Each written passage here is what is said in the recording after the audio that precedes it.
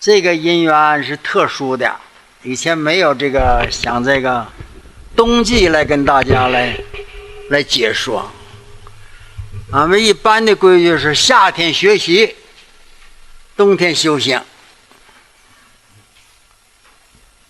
本来我们最初时候是设计的组织一般研究生，在屋子里头大家互相讨论的。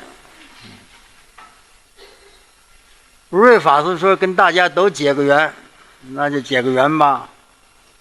用《大乘起信论》上回没有讲，讲了一点点。那现在嘛，再跟大家解说一下就是了。一切法呀，它是因缘生的。最后我们冬季在这来跟大家共同学习，这特殊因缘。什么特殊因缘呢？我最初跟我们那些个一般的道友们、弟子们讲，我说我现在快90岁了，我不再解说了，不再讲了。因此啊，我才回到山里头来。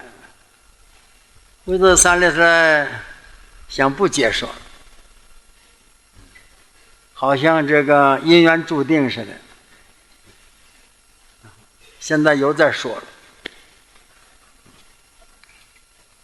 说的目的呢，解说的目的呢，是要去做，做要去行。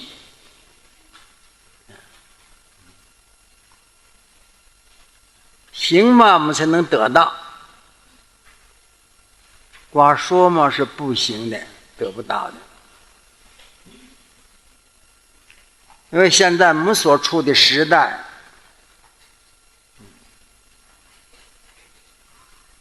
就是那个众业所感，灾难重重。现在我们这个地球上大概有60亿人口，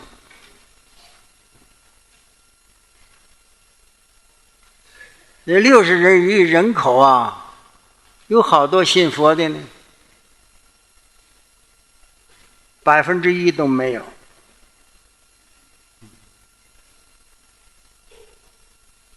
几乎是信佛的，信心而已。说如果断烦恼求解脱的，我筛减下来很少很少。我走了很多国，也到了很多地区，也见了很多的佛弟子，四众弟子都有，在家出家的。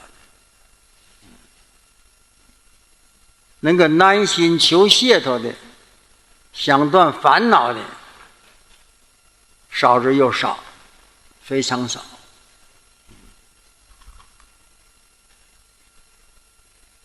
咱不说是求解脱，求正果了，就求一个能够有信心，真正一个清净信心，都很不容易。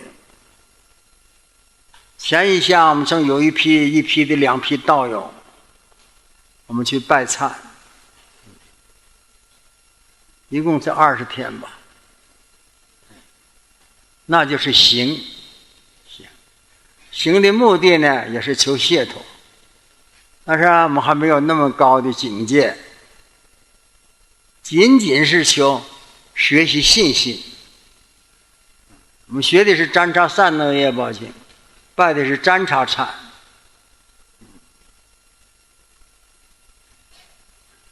也想啊，得到一个清净心。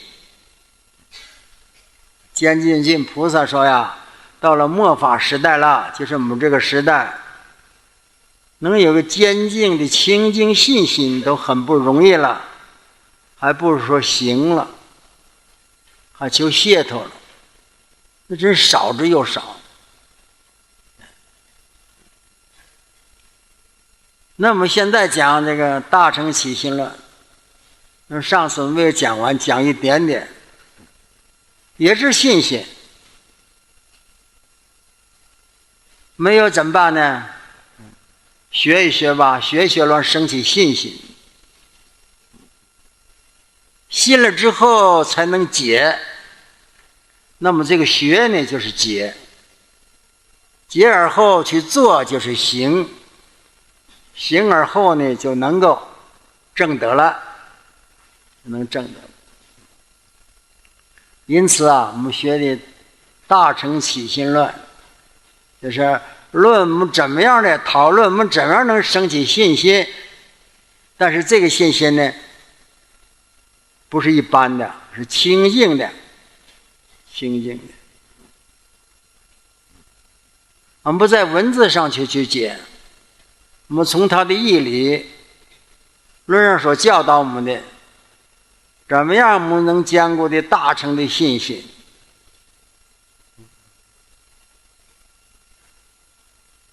也许对我们那个占察善那业报经的坚定信的继续吧，也是继续了，仅仅是起信而已。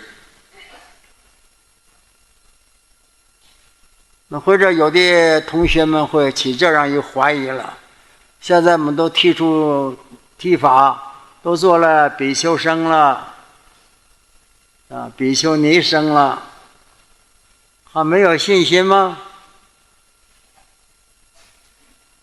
那是我们自己所认为的，俺们那个有信心，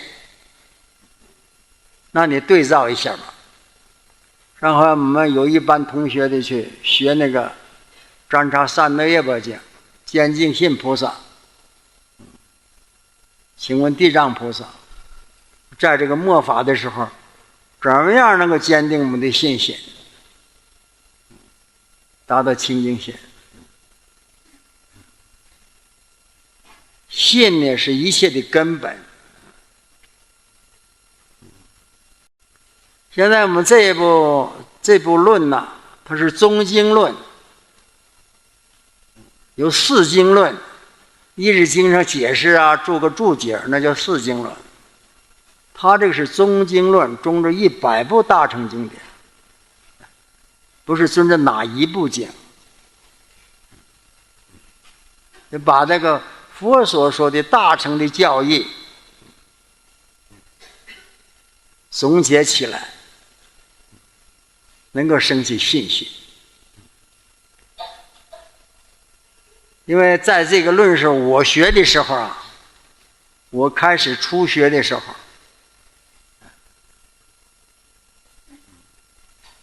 那么慈老法师讲的时候，他先讲玄坛，因为那时候我们是学过华严经了，学过华严经，所以他的玄坛的意义啊，那个同学里都学过好多年了，能够理解。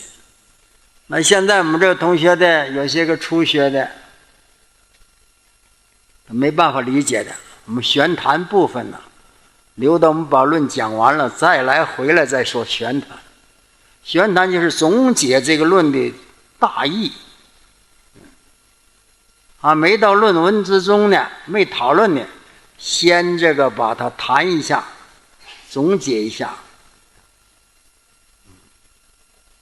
我们现在呢，因为以前呢起头这部分呢以前已经讲过了，所以现在呢就不按玄坛的意思讲了，就直接着讲这个论的论文。那事先跟大家说一下，在这部论呢，在我们这个清末民国初年的时候，有好多的学者说大乘起信论是伪造的，是伪造，不是马明菩萨造的。那这一部分的学者呢，就根据从日本传来的，想考据的就是依照历史来研究在印度是不是有这部论。那考据不出来。我在中国佛院的时候，印度专门的一个学者到我们中国来访问，我们曾经在这个宗教研究所跟他共同研究过。我曾经这样问他，印度的马明菩萨有6个，究竟是什么时代，哪一个马明菩萨造的这个论？他是印度的历史是不可考据的，那么他印度人他都不知道，不可考据就是他没办法分辨。我的思想呢，这样认识的，不管是他们说的伪造的也好，是我们中国的大德们编的也好，要能够编出这么一部起信论来，我也把它当成大菩萨，当诸佛的化身看待。因为我们看那个论的内容所说的，跟我们所读的华严、法华呀、圆觉、方等这些注经啊，是不是相吻合的？它的意义相吻合，那么遵着去学，就去遵照去行，不论谁说的。如果他的跟着经佛所说的注经不合，那他不合嘛，就是谁，就是他多有学问，多有名望也不行，那是违背佛教，就是邪知邪见，我们就不跟他学。懂得这个意思了，假使有人跟你们说大乘起信论是伪造的，你不要去学他。但是据我所知，我上一代的老法师讲大乘起信论的非常之多。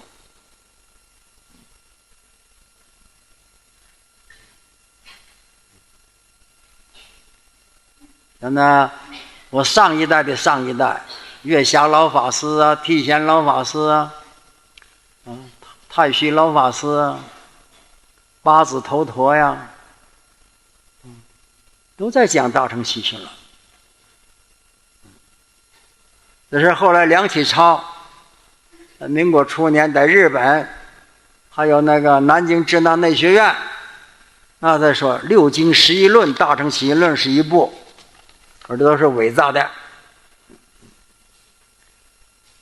这个我跟大家说的意思呢，就是如果听到有这种论，有这种论坛谈论，你不要去管他，你学你的，他的观点是他的观点，那些是不去行的，只是做学问的，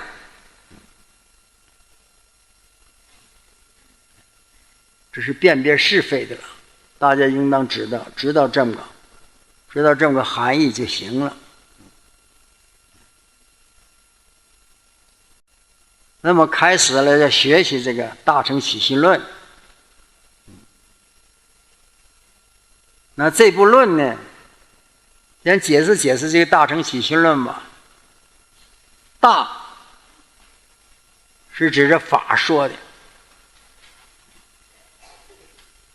乘呢比喻的意思，是喻，大呢是法，乘啊是喻。喻呢是因为在这法上你不容易进入，加个比喻了，你就容易明白了。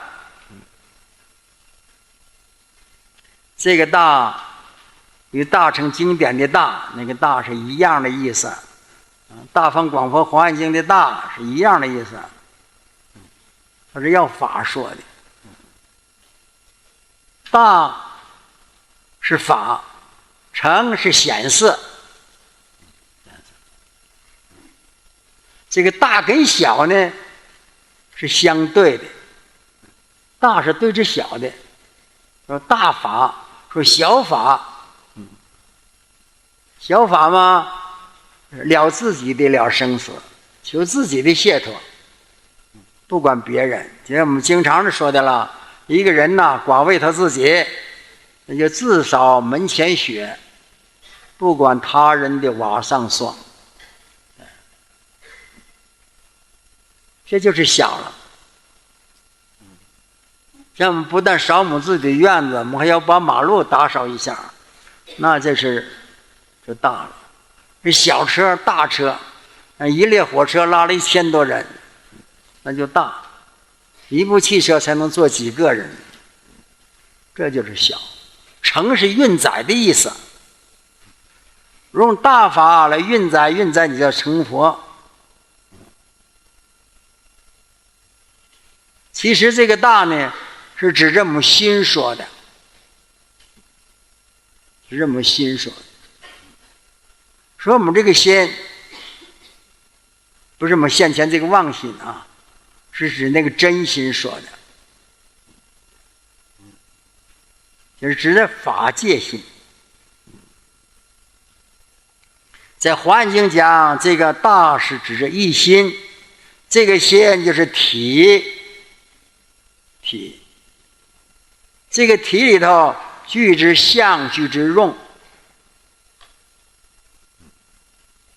这就是起信论所讲的一心二门三大，就是体相用。体呢，是说我们跟诸佛所具足的法身。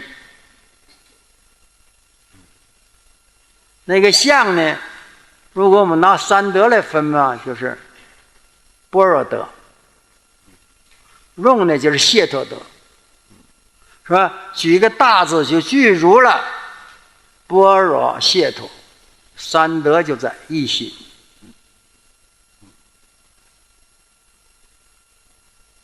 因为这个在大方广佛华严经上讲，他这个起信论中着大方广佛性啊，中百部大乘，就是华严呐、般若呀、法华呀、圆觉呀，都具足的。论嘛，它是解释一些，来把这个注经的意义呀，用这论来把它说明。论这个的意思啊，就让我们相信，起信嘛，相信什么呢？相信我们自己与佛无二无别。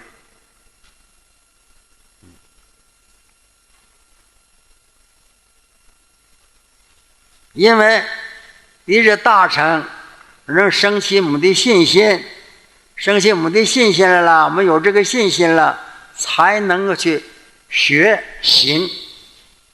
如果你没这个信心嘛，你怎么能学呢？不能起学的作用。论呢，就是讨论一下，怎么能够使我们这个信心能够升起信心，使我们这个心呢，能够坚信不疑的信一切诸佛所说的大乘经的义理，相信这个义理。我们简单说吧，要相信你自己是佛，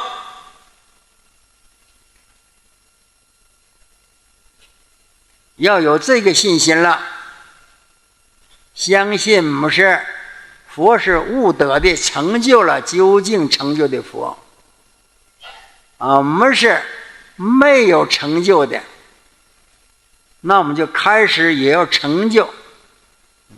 这个成就与没成就的有什么区别呢？我们现在烦恼很多，自己不能解脱，只能没得智慧。一切的世间相，在四法界，你是迷迷糊糊的，你不能的了解它。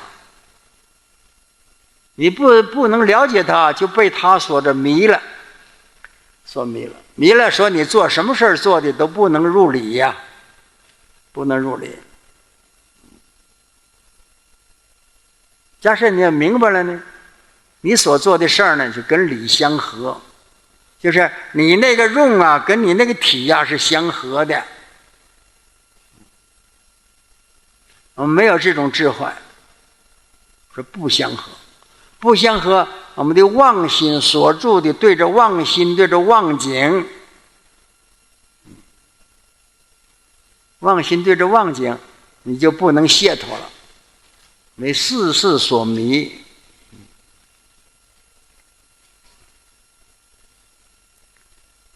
因此呢，我们一定要相信佛所说的一切的大乘教义，相信我们自己的自心，自心是佛，自心作佛。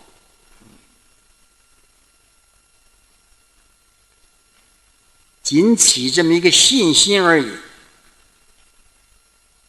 因为现在没有这个信心，这个信心没有，你连信都不信，你怎么能去解呢？不信不解，你又怎么能去行呢？你不去做，你又怎么能去证呢？你不去证，你怎么能够才把这一切烦恼断除呢？你解脱不了烦恼。马明菩萨在印度那个时代，是佛灭后大概是600多年时间吧。那个时候呢，已经对大乘的教义啊，信者很少，几乎没有。因此马明菩萨才造这个论。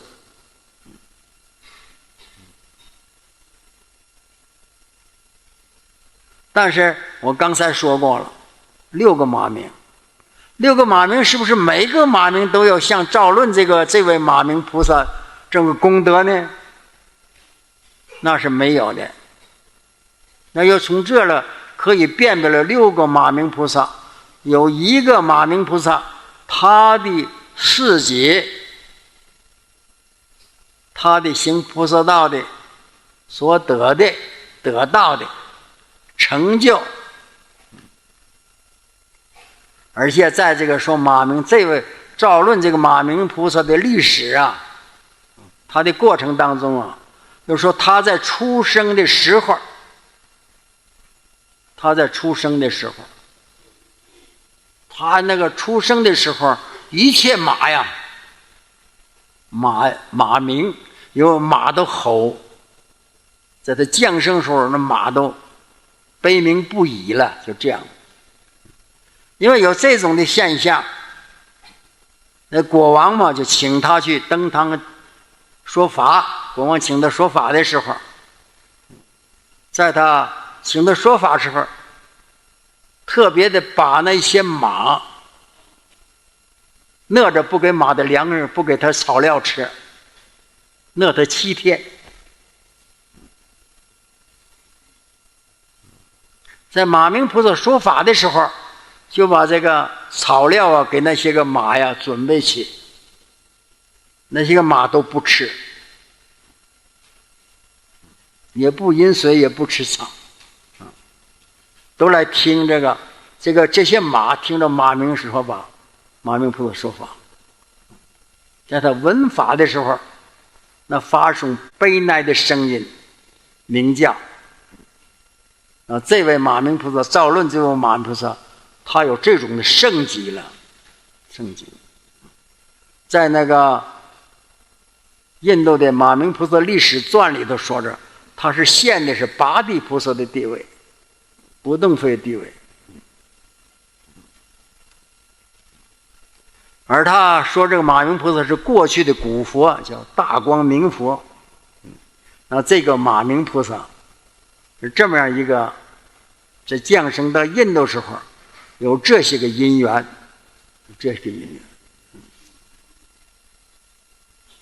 因此呢，我们要相信这位菩萨所造的论，能够使我们除到疑惑，能够使我们产生的这个大乘的信仰，能够升起信心。这是造论的菩萨。翻译这部论的菩萨呢，是三藏法师真谛翻译的，那是在梁朝的时代，就梁武帝大家都熟悉。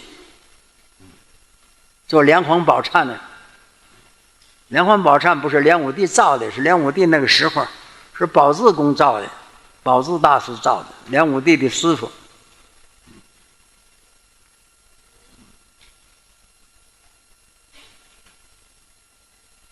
翻译的把这个大乘习论用印度的文字翻译成我们中国的文字，是真谛法师造的。三藏法师嘛，就经律论了，都通的了。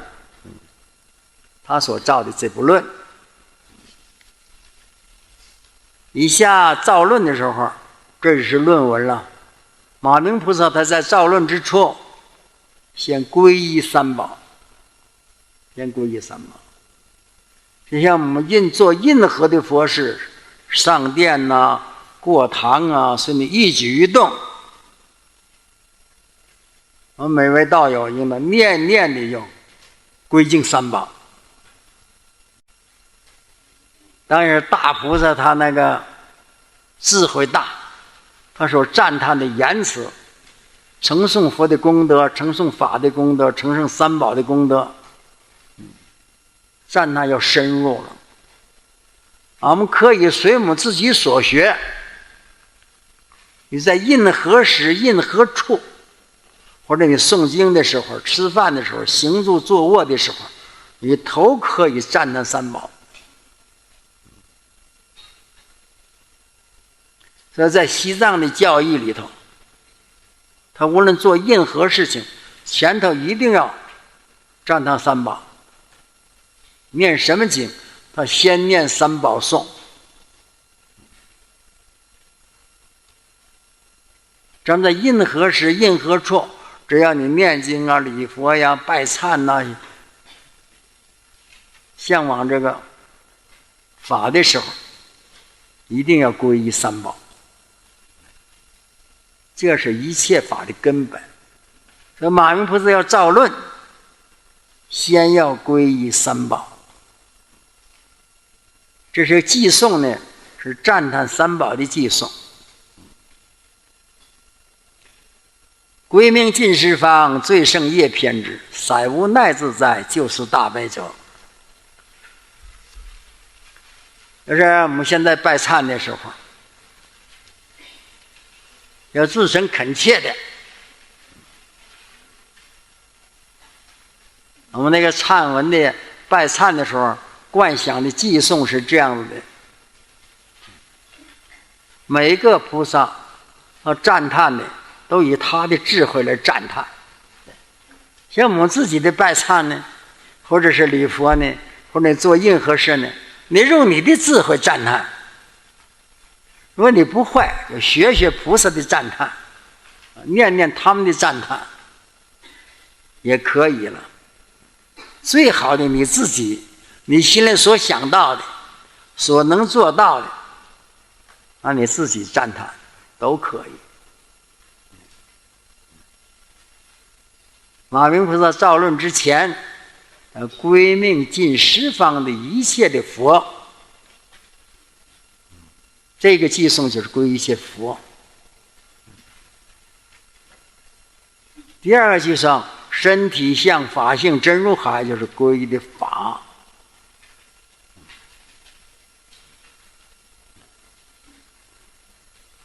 本身呢，它就示现的生，菩萨生。归命就把我们的生命，生命的包括的时候，身口意。那身体在礼拜，口里在称颂，意里做观想。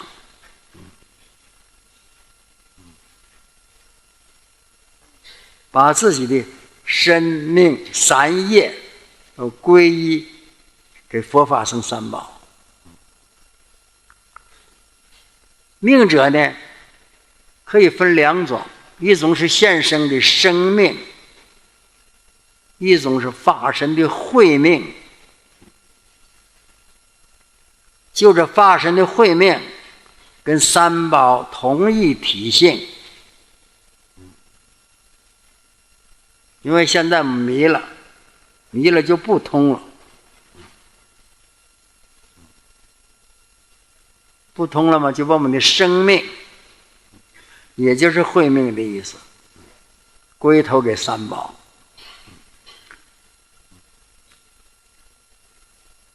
最胜业半智，这都是赞叹佛的，对。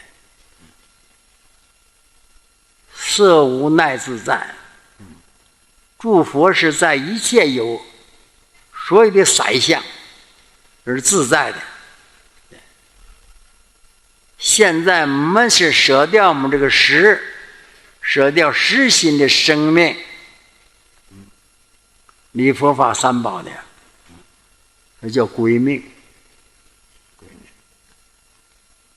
归命不是一方一处一尊佛，尽十方，也就是遍法界的意思了，尽十方遍法界了。同时呢，我们这个命跟三宝的法身的慧命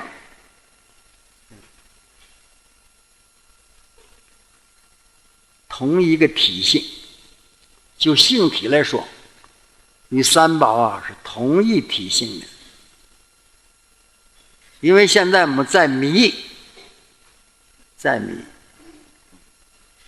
呀，似乎这不通了，在我们性体上是通的。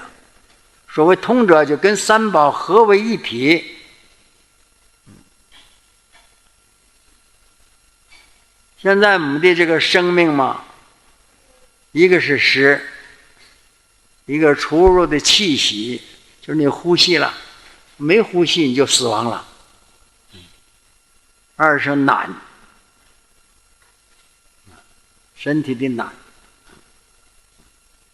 这合起来就是识息难，三者合起来就叫命。今天现在我舍掉的实心的这个命，皈依三宝的那个佛法僧三宝的慧命，诸佛都是慧命。最后这个最胜业偏之散无奈自在，就是大悲者，是赞叹佛的意业。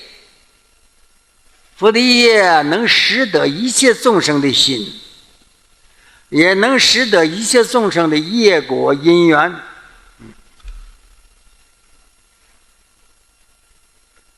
佛是在这个色身上是无奈的，能够化现千百亿。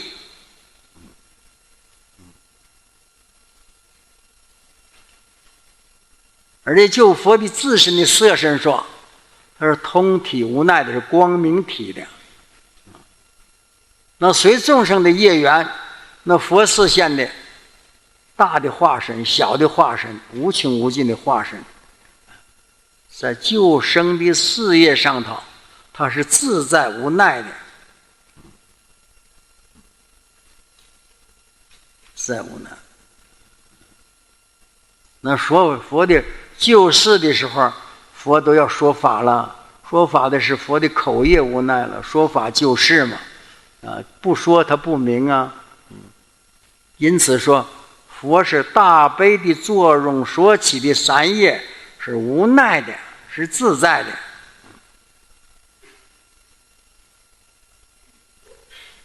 即彼身体相，法性真如海，无量功德障，入实修行者。彼身是指着佛的法、报、化，或者指的佛的身、口、意、化身。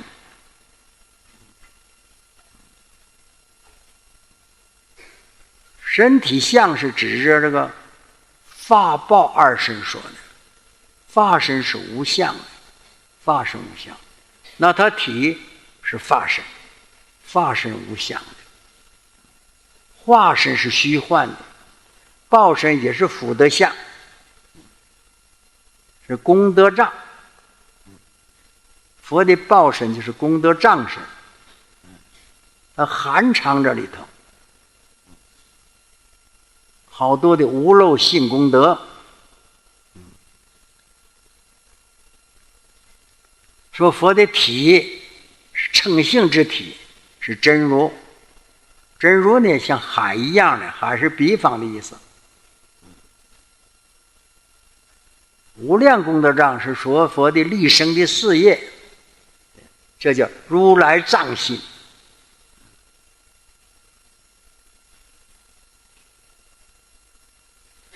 这就是大方广佛华严经的一心三大。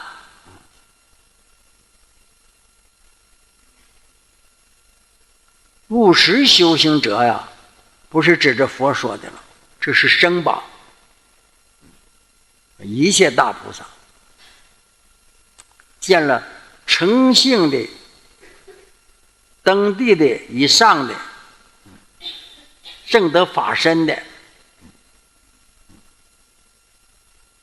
这是一个大菩萨。这里头这两个寄送就是赞叹三宝的功德。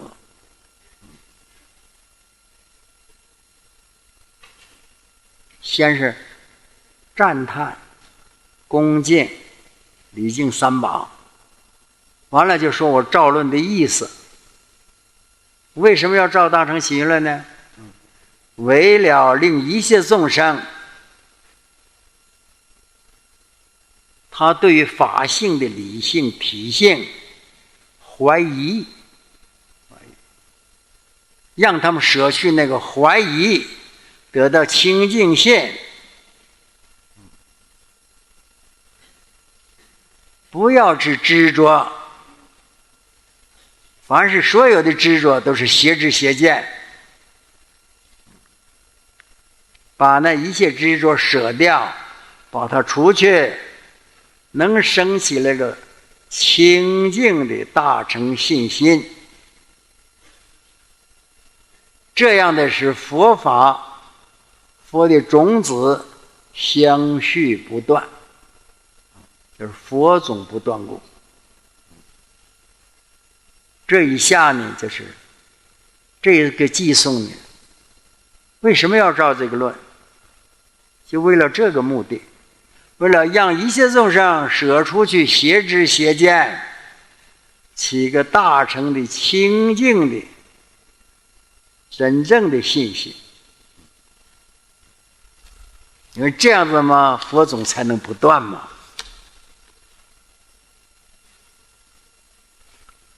而归敬三宝说出了照论的意思了。论曰：有法能起摩诃焰的信根，是故应说。为什么要说大乘起信论呢？因为令众生得益，让一切众生得到好处。有法，有什么法呢？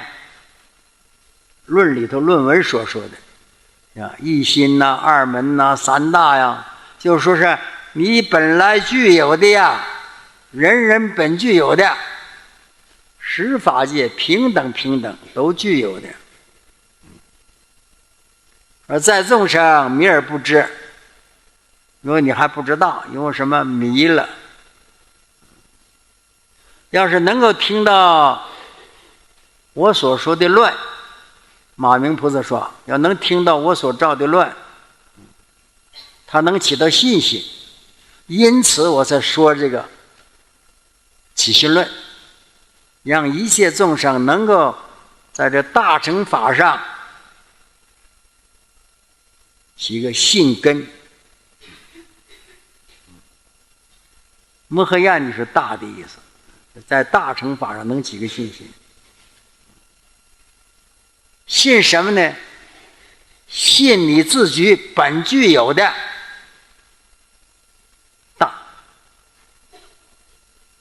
本具有大。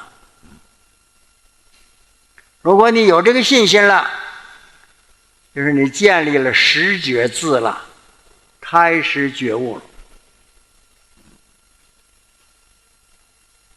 信呢就是根，信久了就叫力。咱不是叫五根五力吗？信是根，信久了产生一种力量。什么力量呢？能够除一切邪知，以致正道的修行。信为道源功德母啊，长养一切诸善根呢。要生这个信，就是要说让众生能生起信心，这个摩诃眼的信根怎么样升起呢？有5个步骤吧，5种次第吧，把它分成5份，一下这都标题了啊。说成5份嘛，以下就一份一份解释。1者因缘分，2者利益分，3者解释分，4者修行信心分，5者劝修利益分。标出了我所要说的，把它分别来说，分别来说。这就是说，我照这个论的，因为什么因缘？一切法都是因缘生的了，必须有因有缘了。所以问呐，你有何因缘而照此论呢？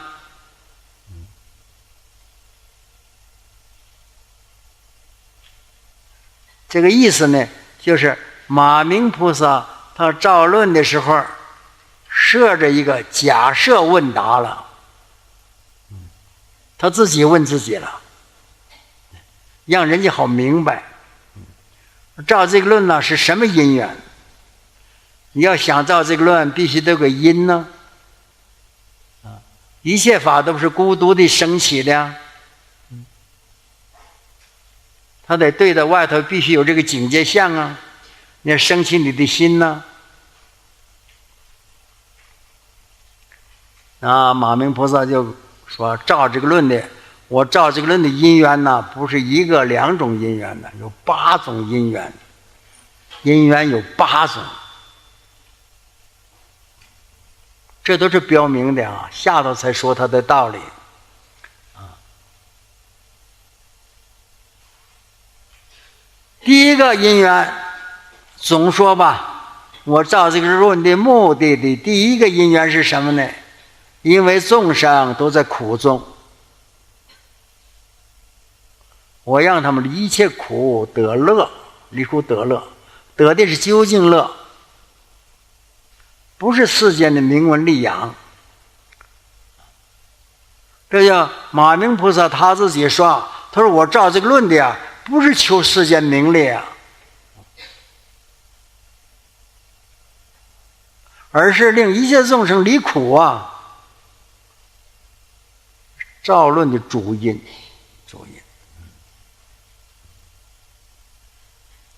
令众生的离苦，苦我们总说吧，大概是总说是2种，一个生死，一个变异。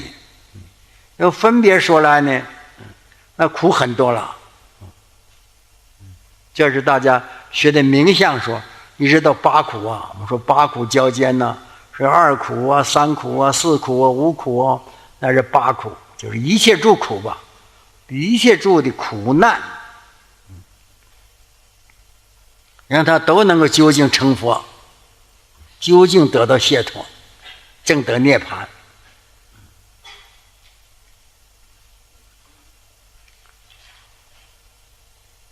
得究竟乐，究竟乐就是成佛果了，究竟乐成佛果。这总说我照这个论的目的啊，是一向众生离苦得乐的，让一切众生都能够究竟成佛，就是简单就这么句话。有这我照论的目的，不是求世间的名闻利养啊。那么如果是一般的人呢，做一件事儿，不是为名啊，就是为利，为利就是为财，就求名利。这第一种总的因缘就是让一切众生离苦得乐。那第二种呢，想把诸佛的最根本的道理显示出来。我把这个诸佛的他所成就的最根本的义理跟一切众生说，那就令一切众生他产生一个正知正见，不是前头那个邪见啊，除以舍邪知，这个不是的，令一切众生生起正解不拗，不拗。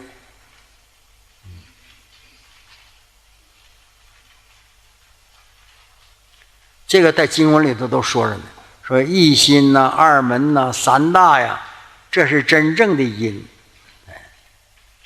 说一切众生，三贤位菩萨、十地位菩萨，十地位就是圣者了，三贤位菩萨是贤者了。这三贤十圣前头的都有虚妄颠倒，都是拗解，拗解就是解的不正确。对这么众生的一切的我知啊、法知啊，大乘经典里头说你在这个初发心的时候，因地要是不真，发心不真的话，那你这果是证不到的。因地不真，那果呀就果招迂曲啊，迂曲就是达不到目的。说我们那个，就是我们诸位的同学吧，出家，有的修行10-20年了，乃至学佛法学了60-70年了，还不能产生一个正确的知见，就是你看问题呀，总是不那么正确，总有偏差。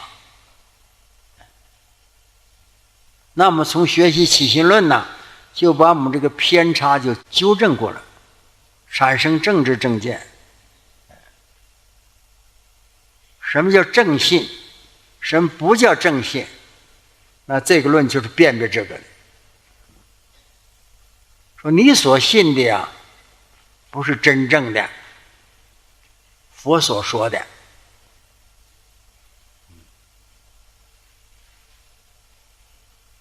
很多的在这个四相之中，这境界相之中，现在不能产生一个真正的信仰。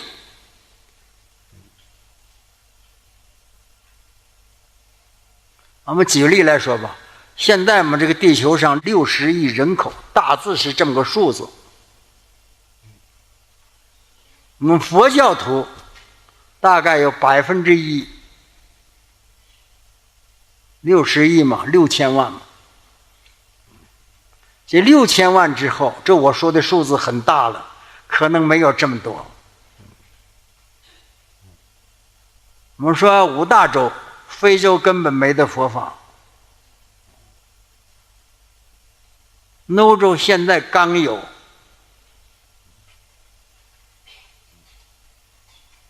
美洲没有，澳洲没有。佛法就在我们亚洲，我们亚洲有好多个信佛，从这个信佛的能够是真正正知正见的，能有好多呢。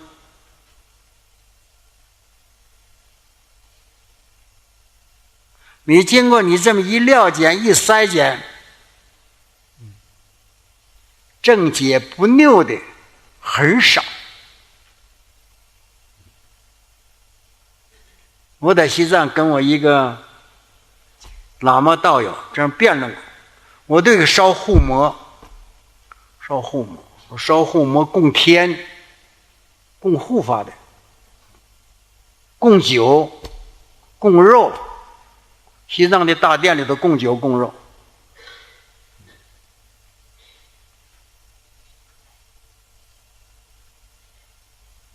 这大乘教义里头也好，那小乘教义更不要说了，遵守戒律。究竟这个是正确是不正确的？比如说这个密宗密法，我在西藏是住过10年的，我不是随便说的。说密法，说种种法门。西藏是以文殊菩萨为主的，我们用文殊菩萨10大愿王对照，文殊菩萨10大愿，我向我们诸位道友都念过，对照，你去分别什么是正确的，什么是不正确的，这都是正法的。我们现在这是亚洲所存在的佛教，斯里兰卡、泰国、缅甸。他们属于好多是南传佛教，它叫南传佛教。他们这才是真正佛说的。什么汉地佛教，据他们说，我们是伪的，虚假的。密宗他们更不信了。日本的佛教，弄的这个信徒们。是真真假假、虚虚实实、显教、密教啊，什么，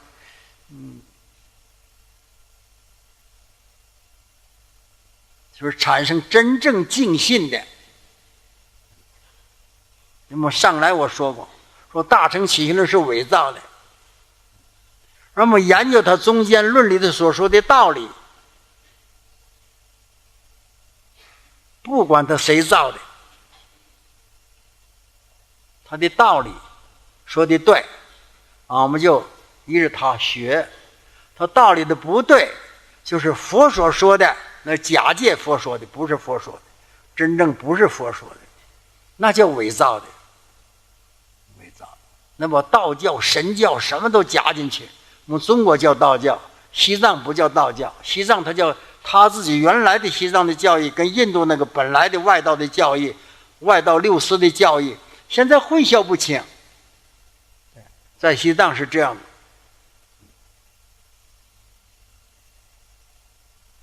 那你学他的菩提道次第论吧，那就他就可以说明了，他那合乎菩提道不合乎菩提道，你自己有智慧来辩论。如果你依着这个马明菩萨所造大乘起信论，你是正确的信解，理解这个诸大乘经典所说的教义，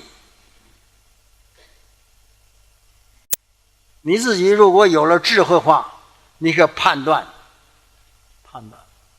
这个对或者不对，这是正知正见，邪知邪见。因此呢，这说那个令知众生正解不谬，众生的正解就说你这个论是假造的，这叫正解不谬吗？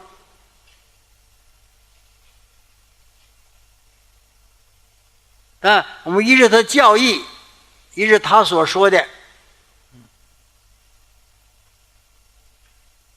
他这种这个因缘，什么因缘？什么叫邪知？什么叫正知正见？你先分别吧。什么叫真正的信心？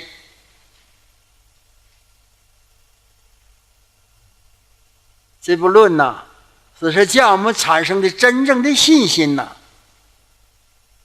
起信嘛，起信叫你产生一个正知正见的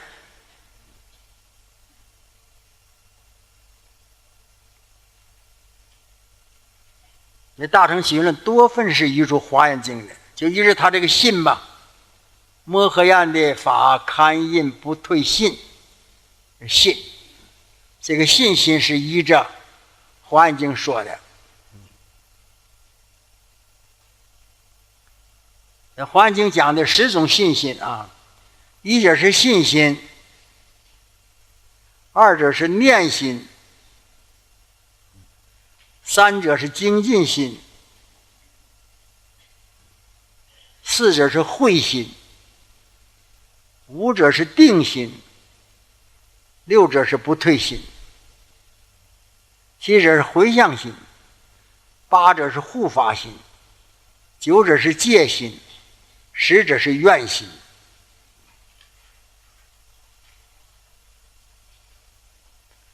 10信满了，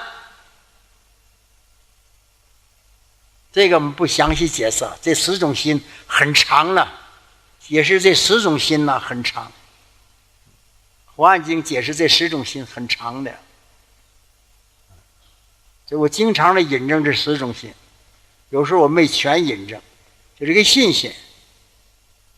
觉知前面起呢，能止其后念不起者，这真正有信心的，他再不做呢了，他起个念头，心里一个念，要是念头不对，这个念起的不对，他马上就把它截止了，不让它相续再去念，当然就没有行为了。如果是能把这个念、进、慧、定、不退、回向、护法、戒，这9心满了，已经很不容易了。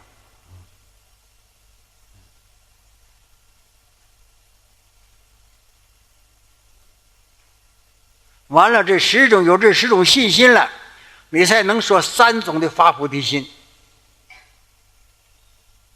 愿力世间呢，大悲心呢，般若心呢，这才能趋向佛道。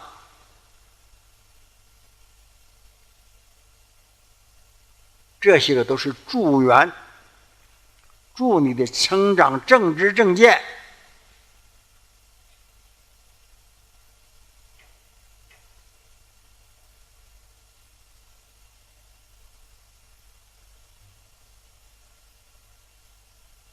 前景心都具足了，而不发起大愿心来度一切众生，还不能入住，不能入住。住是3贤位的菩萨相信见法性，那这个时候在10住的初心叫发菩提心，就是真正的发菩提心。但是他还没有真正的证得，他只是相信。相似见了真理了，还不是真正的证入真理。到这个时候10信满心发菩提心的时候，入初住的时候，住就是不退了，大乘的3贤位的住就是不退了。住、行、相、地，一直到妙觉，这都是由他的信根的增长的而得到的。信的根本的意义是在这里，你连信都不信，你怎么能进入呢？说我们那个发菩提心是虚妄的，心要心而已。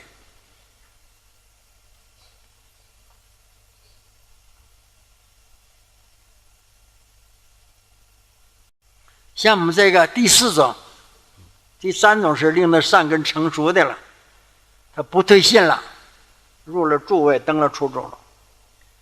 那我们现在就是善根又微少，信心的不足，还在修习信心的阶段。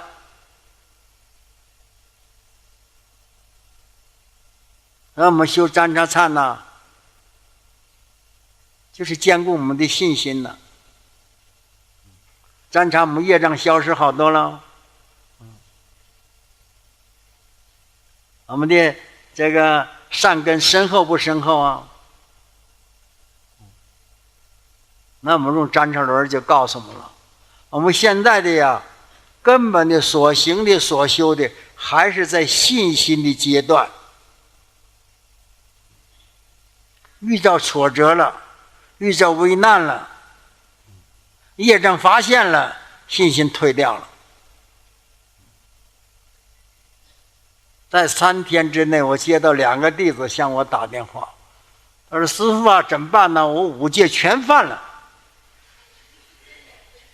”2个，一个是厦门的，一个是深圳的。那你受戒的时候，你怎么这5戒全犯了？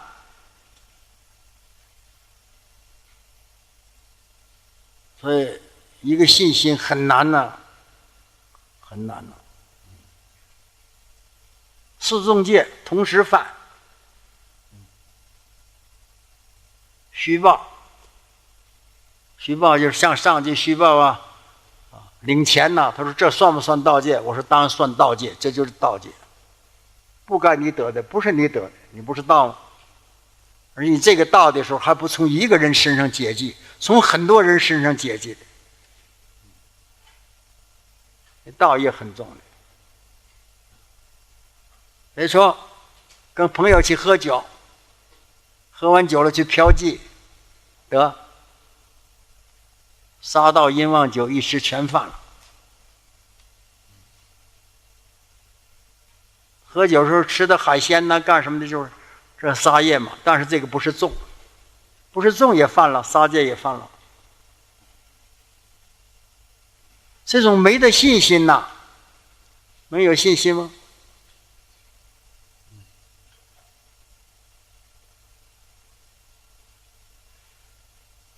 不容易啊！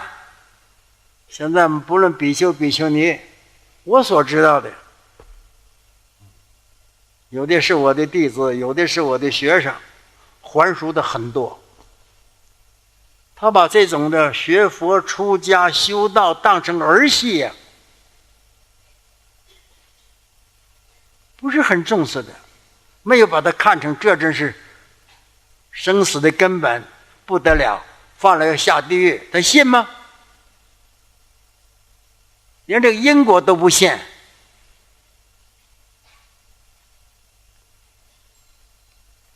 不要把这修行信心看得很简单了，非常的重要，不可能的。说过去古人有这么2句话：慷慨赴死易呀，从容守土难呐。让你一天在生活当中遵守戒律很难呐。你说舍身供佛，或者就像到战场上去拼命去，是吧？死了就算了啊，都容易。我经常举那个例子，我们在厦门时候，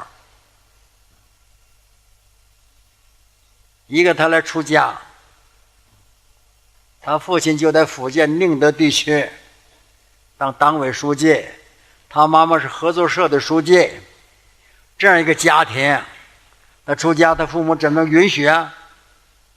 独这么一个儿子，他在他父母面前拿起菜刀，把手指头就剁一个，那他父母就吓坏了。好吧，出家去吧，他就到南普陀出家了。说将来天天烧纸烟，当然不行了。我们的妙湛老法师就说：“你烧纸烟，我们这不收留你了。”我就跟他说：“我说你剁手指头都能剁吗？连个纸烟还戒不了啊！”哎呀，他老法师啊，不收，心里难过的很呢。那剁手指头冲劲儿，一时的把它剁下来。大家知道，当你发心出家的时候，勇猛心好发呀，持久心就难了。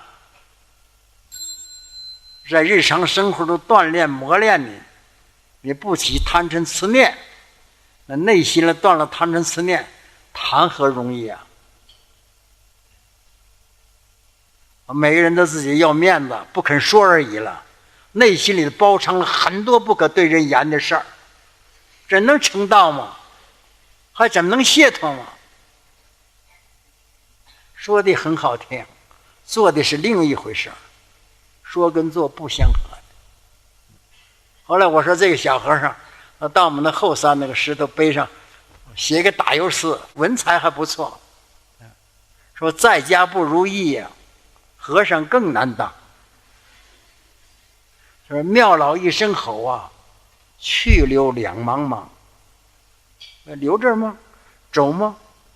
后来他还是回去了。大家不要因为这个信心呢，我很信了，我还修行什么修行信心呢？信心过程很多呀。当我们思想起坏念头，你能够不相续吗？就是前念起呢，能只是后念不起者，这才是初信，这叫信心。念心很难呢，我经常跟大家说，我好好把你念头看住，反正起个胡思乱想的念头，这叫念心呢。你一天想念什么，你思念的是什么？那个念三宝吗？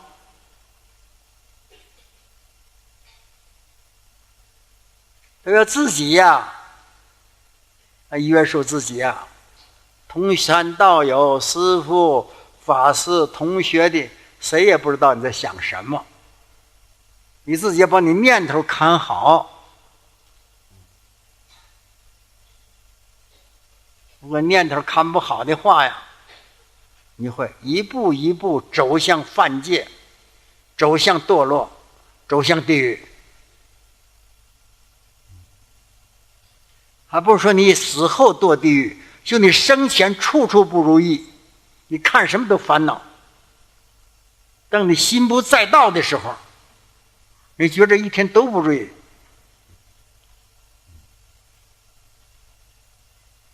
那你在普陀寺是住不住了？能住住就是不错的。如果能收回来，这是念头不对，把这个念头收回来，那就对了。这是信心念心，信往前进一步，念念不背三宝。我们这个信心的实信心很不容易啊，从初开始起。所以这个大乘起论就是论的信心呐。你大乘起信嘛，为什么你相信自己是佛呢？他就警告我们嘛，你信了佛了，相信是佛了，自己本就是佛，那佛干的是什么事儿？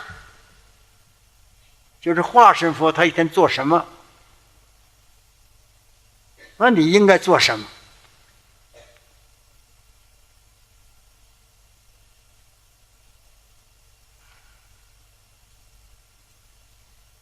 精进心是让你把你念头看好。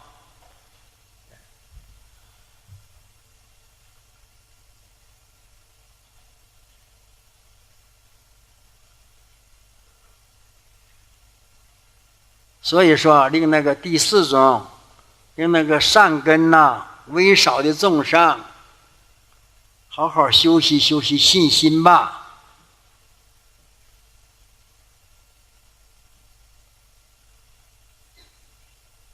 不要因为我们出了家了，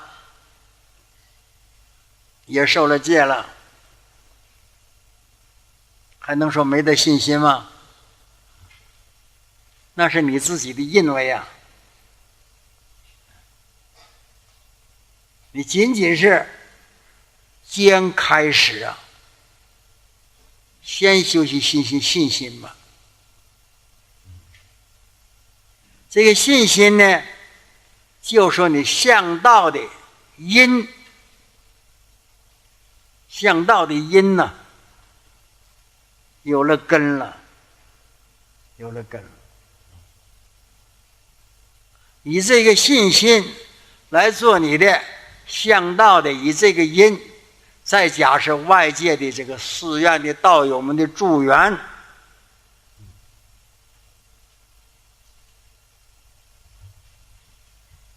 使你这个能觉的心，跟你这个一切所学的法，跟你的思想的行为结合到一体了，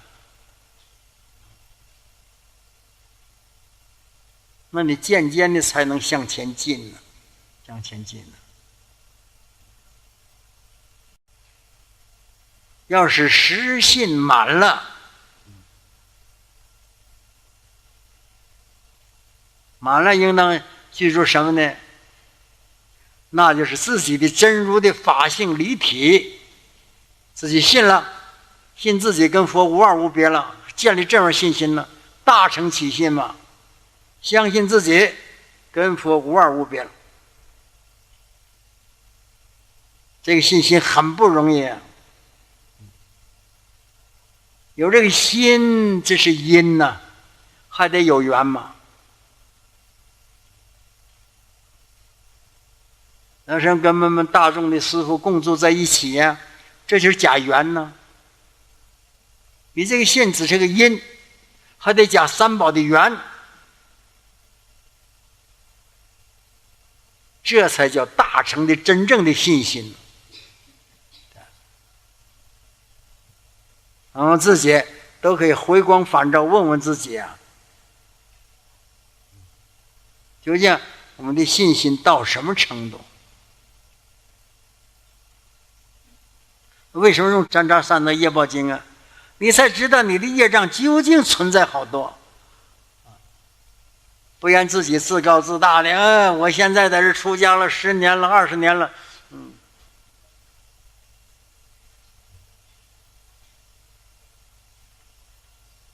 我出家73年了，我感觉还什么也没得到，信心还没建立起来。我说我在这学习啊，我跟大家学习，就是我要想学习，不是那么容易的。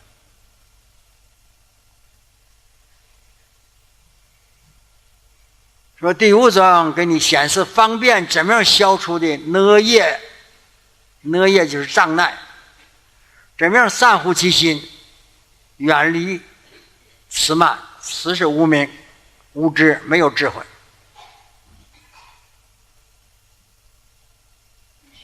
慢有好多种，慢有好多种。明明不会，还觉得自己了不起，大乘的信心没有。有的人还说啊，我顿悟了，我修行好多年了，骗自己呀，自己骗自己。要有一个不骗自己的，我愿就很了不起了。自己都骗自己。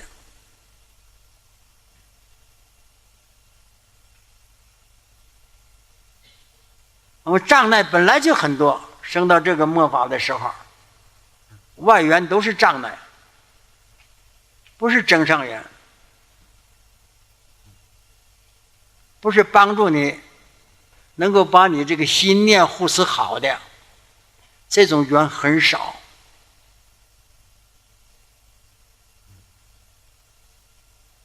大家不要在普陀寺里头住着，那感觉很舒畅，但差不多吧。你离开看看，你到别处的道场去看一看，特别你比丘尼，你大陆与台湾算是还是道场还算好一点的，到别处去看看。我们很多道友到泰国去的，我没到过泰国。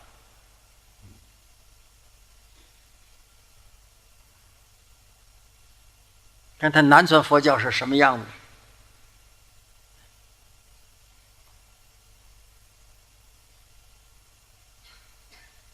有些个自己恶业的业障很重，根本是心念一天糊里糊涂的，妄想纷飞的，完了还因为自己了不起，这就叫慢，叫慢，这叫无明，也叫慢，叫愚痴，就把那邪见的网啊，把你网得很深呐、没法钻出去。完自己还因为自己了不起呢。没学法的人不说了，学了法的很多年，而且还给人家解说，而且自己教闹的我慢的不得了。其实在邪见网里头，就是在邪见网里头。这个就是告诉你了，你把你的业障消一消，好好忏悔，这是给说你要想消业障，忏悔一些个方便。完了，多拿那个佛所说的教法来对照。对照什么呢？那是镜子啊，我们自己的脏看不见，拿个镜子照照，看看你脸上还有什么污染。那么我希望我们同学的，我这个讲嘛，临时解说一下了，你自己要入心学了，多起关照。关照就是让你多思维，多想，想想我自己呀，是不是进入了？是不是有信心？大乘清净心呢？不是说我心要心呢。剃个头，穿上一个和尚衣服，就是有信心了，不见得。好好想想吧啊！有时候大家听的时候啊，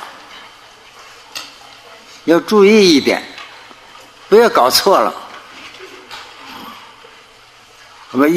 咱们说有8种因缘，8种因缘只是前5种的因缘分。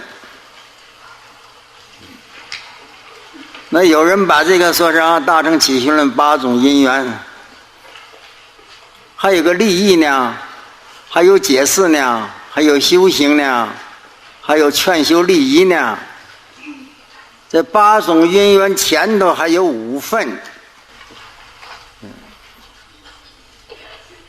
，5份呢，哪5份呢？叫因缘分、利益分、解释分、修行信心分、劝修利益分。5份当中的第1份的因缘分，因缘分里头又分有8种。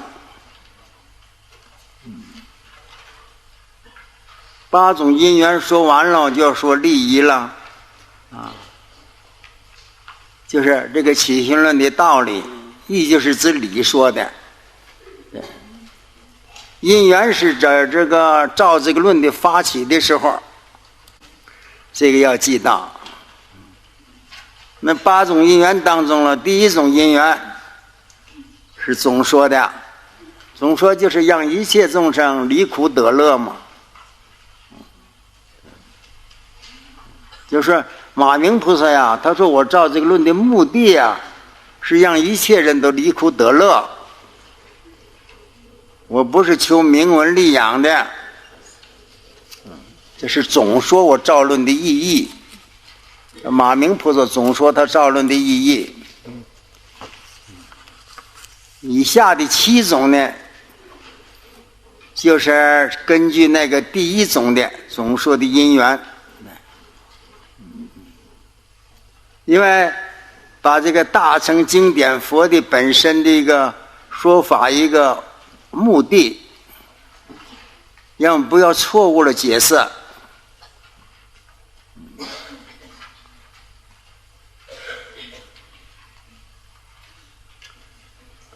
那么现在有没有错误解释呢？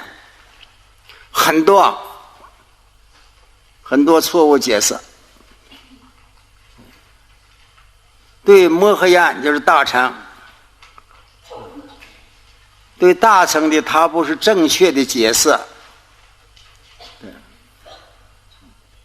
例如他做错误事情了，他说犯戒了，你跟他说：“哎呀，他一切都是空的了，不要理他了。”这叫错误解释。就是咱们日常生活当中，或者我们一个大家共住啊，共住的时候有个约束吧，就不说戒律的话了，常住归要也要有吧。你本来做错的叫改正，改正就对了。你不改正，完了还说佛就是如是说的，这就叫错误，这叫不正确的解释。我们现在呢，对大乘法有没有信心呢？有。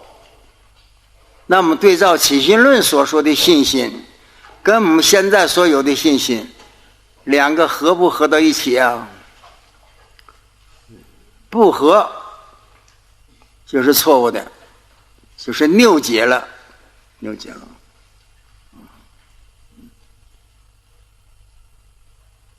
那么发菩提心，发菩提心叫行菩萨道。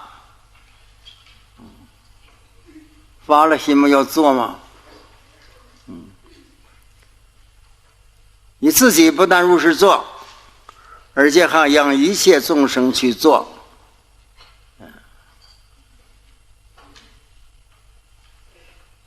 我们在出家的时候，刚出家发心的时候，那信心很具足的。咱出家1、2年了，或者再经过更长的时间了，那信心就退了，不像最初时候发心的勇猛，懈怠了。昨天跟大家讲啊，勇猛心好发呀，持久心可就难了。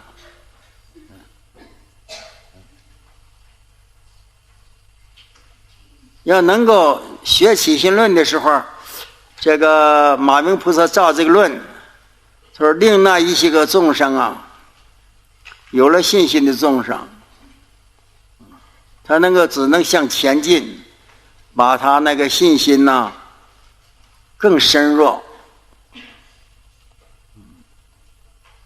要没有这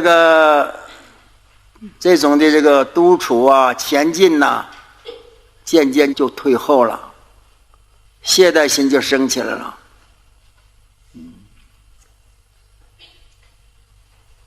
现在我们很多道友，我所接触的啊，一下就听经去了，一下就念佛去了，一下碰见要学密宗去了，就是摸不着头绪。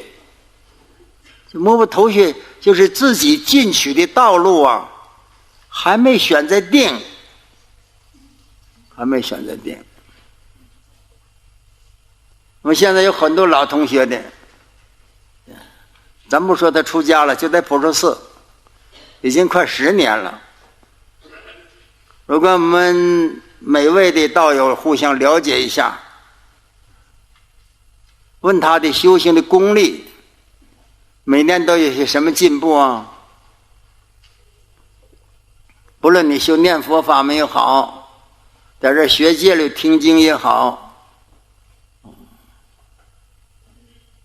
究竟在这10年，咱就只10年说，有的同学没到10年，有的7、8年、5、6年。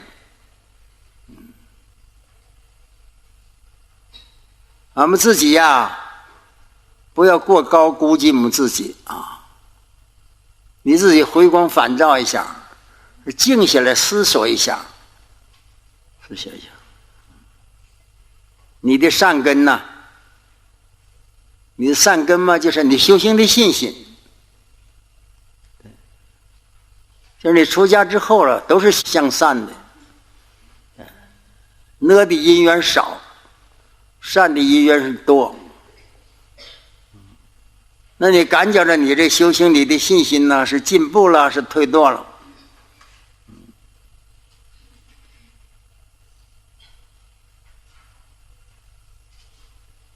当你出家之后了，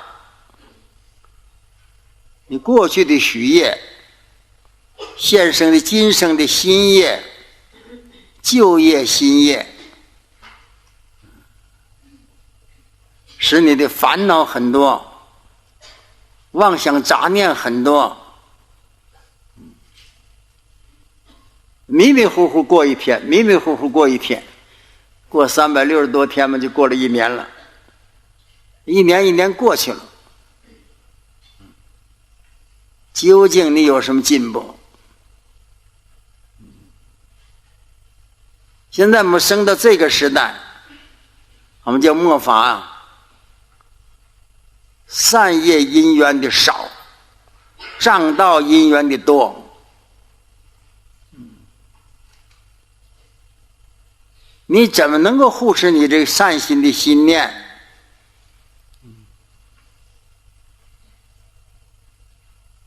是吧？学了这个论，这个论就是给我们那个多障的众生，怎么样来护念你的心念？那么在这个论里头呢，说是第一个令那个善根微少的第4种吧，在修习信心，增长他的信心。第5种呢，是你消除你的许业，来善护你的心念，远离痴慢呢，出邪见网。每个道友们都有你自己对一切事物的看法，说对一件事儿，学一个法门，并不是大家见解都一样的。那有的深点，有的浅点，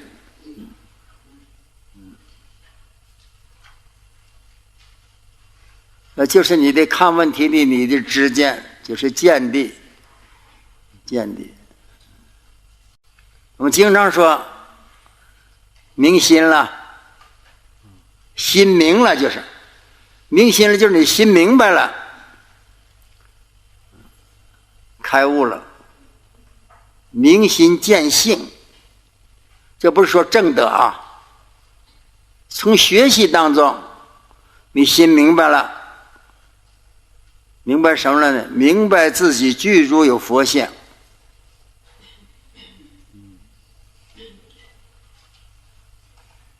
你不通过学习，你这个信心没有。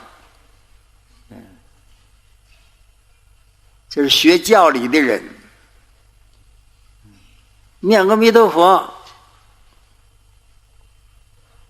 你必须得定量定时。如果你不定量不定时啊，你自己进取心呢，渐渐就没有。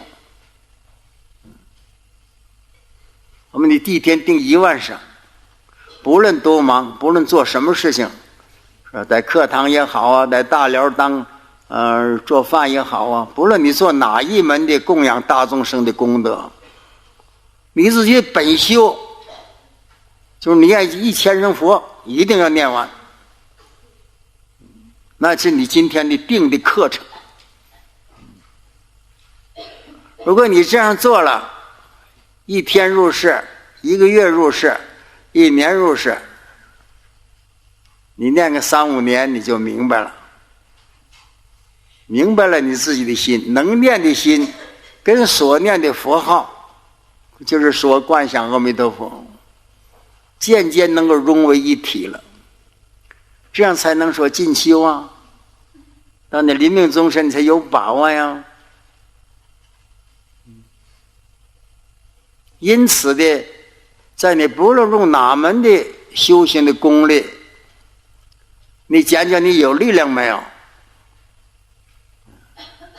就是在你用功的时候，一些个干扰，一些个逆境现前的时候，你有没有烦恼？有烦恼就说明你功力不够，烦恼消失了，你这任何障道因缘来了，你能冲得过去。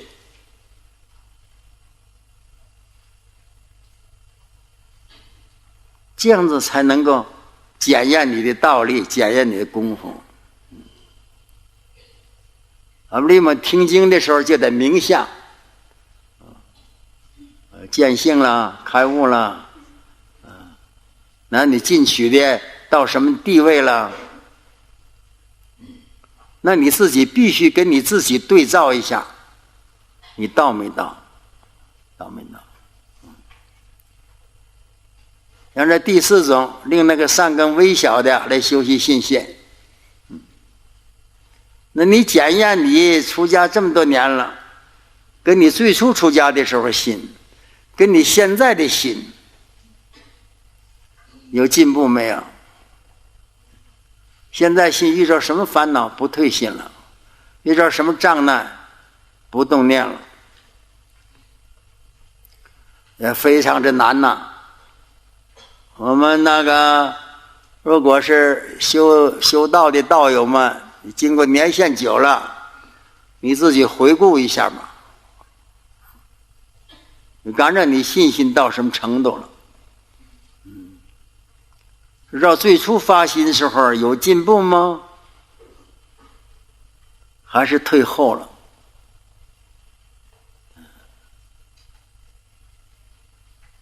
所以这第五种啊，就是说呢，在这个学起心论时候，他跟你消除你的业障，善护其心，很好保护你的心。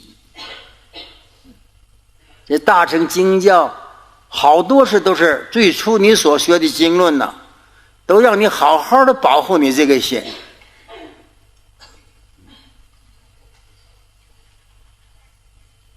怎么样保护呢？等你学了论里头就说了，如果我们大家读华严经的时候，智首菩萨问文殊师利菩萨，在你修菩萨道这个过程当中，消除的业障当中，怎么样来有什么方便方法使他能进入，能够成就？文殊师利菩萨就总结的是4个字：善用其心。跟我们这个的讲的善护其心一样的，一样的。善护其心就保护你这个心不被外头境界把它干扰，不让它起烦恼。现在我们每个人检查我们自己的功力的时候，你遇到一些境界相，你烦恼不烦恼？我们有好多道友，或者自己妈妈过世了，或者自己妈妈生病了，或者父母啊，家庭有什么那个不如意灾难事情了，找到你了，你呀，检验你本事吧。我看很多就哭哭啼啼了，这家里头呢向你给他回向的了，要把你的修行分给他一份儿，使他灾难很快解除了。我们有的道友或者念念佛，或者念念经，给家里回向。你要尽你的力量啊，你只能这样做。你的功力不够，求道友或者请供供灾。目前连尊者功力就不够，他就没有办法救他母亲。佛说大众生清净解下难居自之日，请求大众生给他回向。这讲众生的力量了。如果你有这些事儿，你也可在普陀寺，我们普陀寺的方便了，不是说打斋供众的钱非要好多好多不可。要是我们同学的供，那么供一块豆腐呢，丢到那菜锅里头，一人沾点味道，也算消灾了，亮你自己的力量。那你到那儿给人磕个头，请大众师父帮着你回向一下。如果你自己修行好的，遇到这个一些障碍因缘，六根见属障碍因缘，那你静坐下来吧，或者理个忏，或者念一部地藏经，或者念一部弥陀经，你修什么法门就做什么法门，这不但护自己，也护他人。但必须得正确对待。遇到这种逆境现前了，你又没有善巧方便了，你把你所学的呀完全都用不上。说用不上者，你不知道如何是好。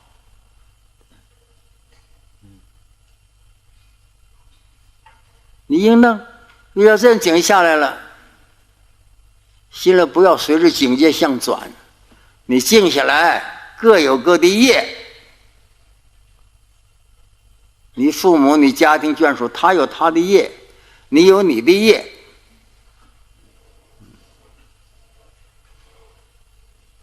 我经常这样想我们学习呀，学习的目的就是让我们去做，做的目的，做就是修行，修行的目的就让我们断烦恼、得解脱、证菩提，就是这样的，很简单。要没有这个外头境界相现前，你还不晓得你的功力如何。有了境界现前了，你才知道你自己修行啊没有得到利益。你不会回向啊，你回向了好像作用也不大呀，对方也没收到，怎么办呢？你可以当个介绍人。介绍谁呀？你给他介绍观世音菩萨，或者介绍地藏菩萨，或者介绍文殊师菩萨这些大菩萨你都可以给他介绍，让他自己去修，你又帮着他去修，把你修这个法门、修这个本尊的力量完了给他回向。你当个介绍人嘛，我就当介绍人。那这20年之内啊，找我这个的，生意做不好的，家庭有病苦的，或者是事情不顺心的，烦恼了，打离婚的，完事儿多了那么怎么办呢？就给他介绍。怎么介绍？叫他念一部地藏经，说念一部普门品，说一部不行念10部，10部不行念100部。如果你经济条件好了，请大众生给你念，效果立竿见影。你现在社会上中介公司很多嘛，那中介公司并不是开公司的，他只能给你介绍啊。那我们这些个道友们，你们自己学的法，你学地藏法门也好，学观音法门也好，你念佛也好你的力量不够，我们家普寿寺的大众的师父的力量不就够了吗？他不知道啊，你给他当介绍人呢。同时你介绍得有个介绍的因缘，像马明菩萨就介绍跟我们当介绍人的，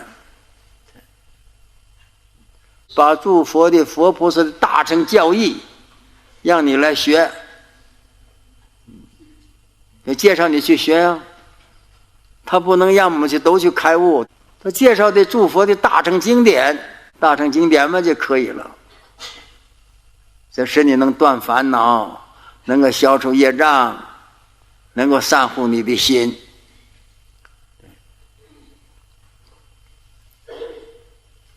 但你自己呢，必须修习定，修习慧。一切大乘经典就定慧两门，如何习定，如何修习慧。因为我们这个心呐，不定，不定。经常有的道友经常有这样问号：当你没念佛呀，没看经啊，一天做些什么事儿啊？你还不印得散了？你做些事儿啊，事情上那个境界相上的，不是那么入你的意的。不如意的嘛，就占7、8分，那顺心满意的只有1、2分而已啊。不如意是长8、9啊，随心如意1、2分呢。我说你对一个修道者，你把不如意的跟如意的平等对待，心平等共。因为你没有定力的功夫啊，你也没有智慧啊，观就是智慧啊，定得有定力啊，境界一现前了，你才知道你功力不够了。但是很多道友说我念经的时候妄想很多，你要是念的经啊，不知道到哪儿去了。有时候你不修行啊，不打坐，不坐禅，不思维修啊，好像还蛮精神的哈，打妄想精神蛮有劲儿，哈，一坐也修行了，劲头没有了，昏沉来了。一个是昏沉，一个是掉举，这2种障呢非常的严重。那你对着他的方法呢？你得有方法对着他呀。你没有，你从佛教到你的经论上你去学吧。学了不就有了吗？所以显示你怎么样修习定，怎么样修习慧。你修习定，修习慧，也是成就你的信心一个缘呐，它只能铸成啊。同时你还得印得，鼓励自己。怎么鼓励方法呢？你说我没信佛，我知道什么叫妄想吗？一天你生活在妄想当中了呢。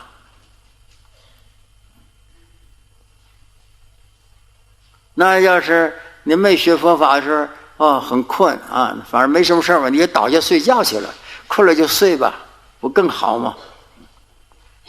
因为你修行了之后，你才认识到它变成2个了，一个变成2个。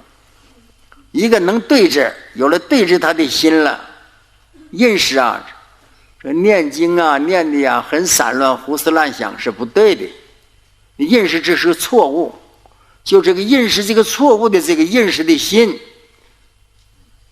很正确啊，这就说明你有功力了，不是没功力。你能认识散乱呢？认识散乱之后，你就不被散乱转了。念经打妄想没关系，收回来就是了，这重新念。我这段经文你打妄想，你从头再念啊。例如我们现在这个知识的师傅们，每个包里穿个大哥大，你正在这念经呢，大哥大呱呱呱呱紧叫了，你说听啊，把这个正在念经呢，不听啊，知道是什么事儿呢？还是听吧，听可是听，这个经得从头念。那你这个不算是了，对吧？我打完了电话再来念，那不行，接着念不行。人妄想很重，妄想很重嘛，这段经就白念了，净打妄想了。啊，怎么办呢？从头再念，就自己罚自己。经过这3、2次啊，妄想它就渐渐就少了，懂得不？还有昏沉，你自己也想对治办法。我们这念经，一会儿也乖乖，你大声喊几声，就自己跟自己啊，大众待会都可不行啊。你打别人闲唱，说你自己念经的时候，人叫你自己的名字，梦参，你不要打瞌睡哦，打瞌睡要下地狱的。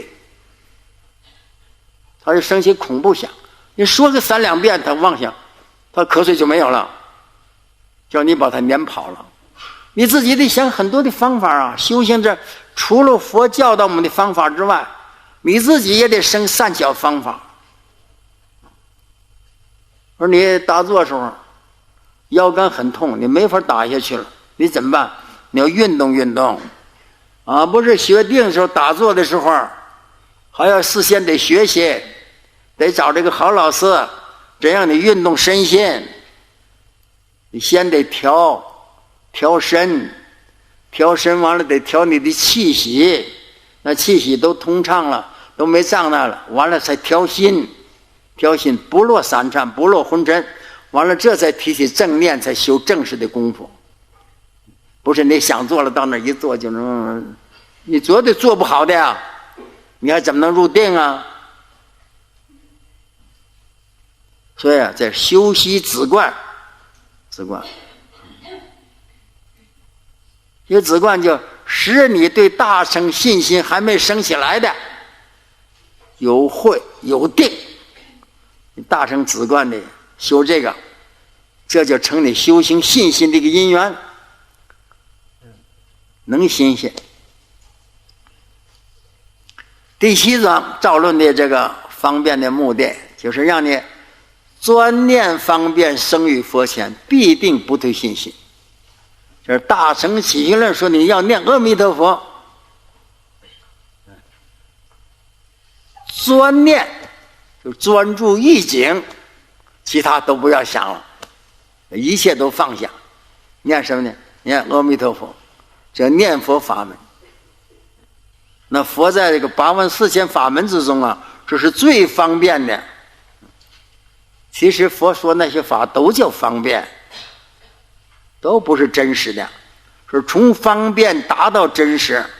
但是这84000的方便当中啊，念佛是最方便。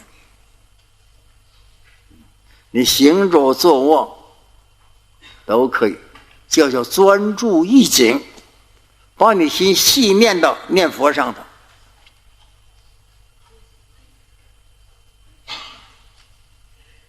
这念佛的难处是在什么呢？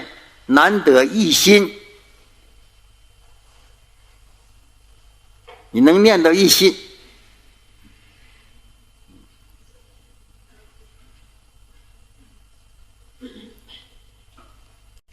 所以在这个信心的当中，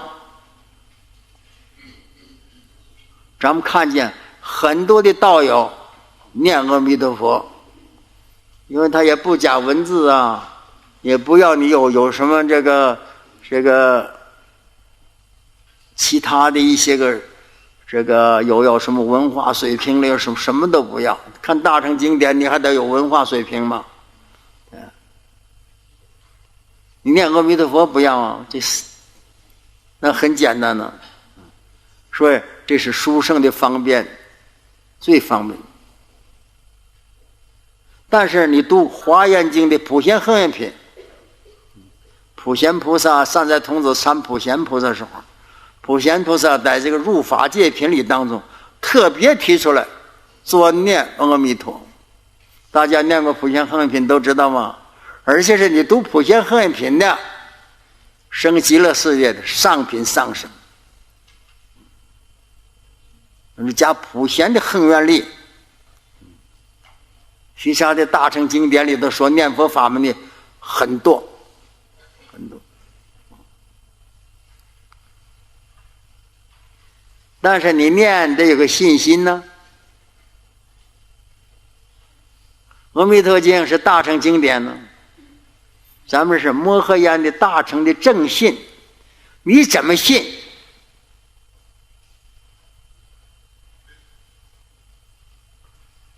这是念佛法门的方便之中，你要懂得个什么呢？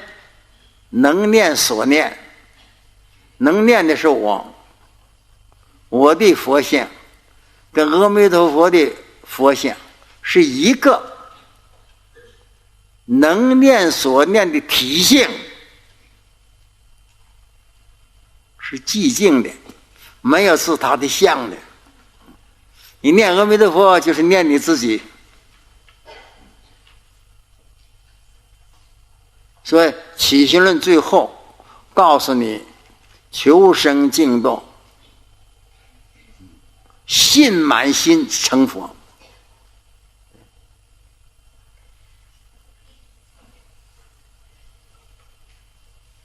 说你在娑婆世界要想修行到成佛，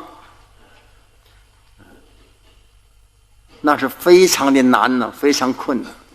因为你随时转来转去，转来转去，一转又迷了，一转又迷了。所以生到极乐世界呢，他一生不处，一生就能达到成佛。所以说他的是甚方便。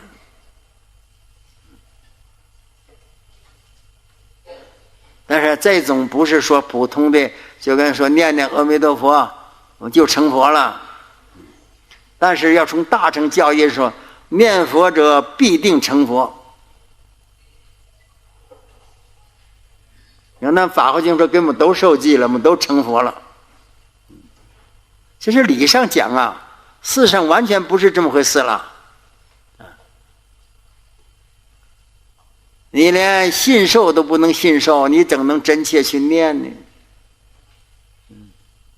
信愿行，你没发愿。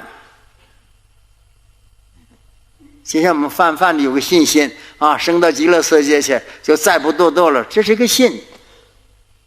你心里不恳切，心里不恳切又不发愿，愿是帮助信的。不发愿，你所行的不是真实的。对，不是我们这样口头的讲阿弥陀佛阿弥陀佛，这样念就升到极乐世界去了，就成佛了。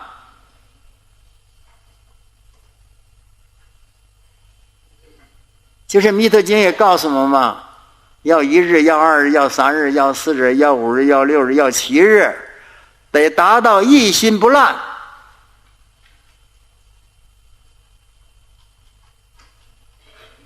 大家想想看，你生个病或者长个疮，你都痛苦的不得了，那个心就乱的不得了。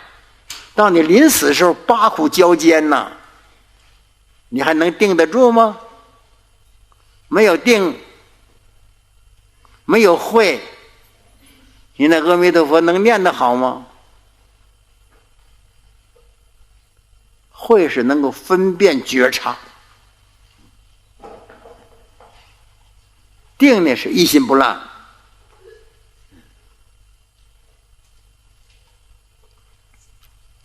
要能够在起心论上讲，给你4个专念的方便，就是专念佛号，能够升到佛前，升到阿弥陀佛。你不想见闻求法求善知识吗？现在很多人求善知识，我说西方极乐世界阿弥陀佛是大善知识，去求吗？你升到那儿去不就是善知识了吗？你在莲池海会里头都是善知识，没有一位不是善知识的，那你就能够帮助你善心不退了。你修习止观，把你这个思念这个心中所有的过患能够止观的帮着你消除。你专念阿弥陀佛，升在佛前，那你信心就永远不退了。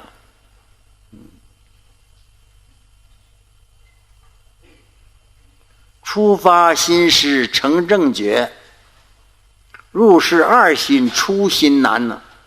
说你最初发心那个心，到你成佛了成就了那个究竟心，这2个心，你最初这个信心非常的难，信心退退进进退退，一会儿信了一会儿又不信了，非常的反复。信的哎呀又想回去，哎呀还是先了生死吧，还是断烦恼吧，他信大乘的信念又没有了。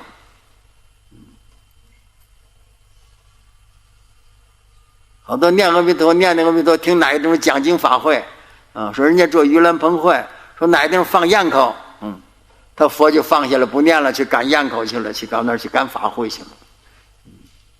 他不能专念，不能专念。为什么他不能专念？信心不切，并没有真信得及，这样一个含义。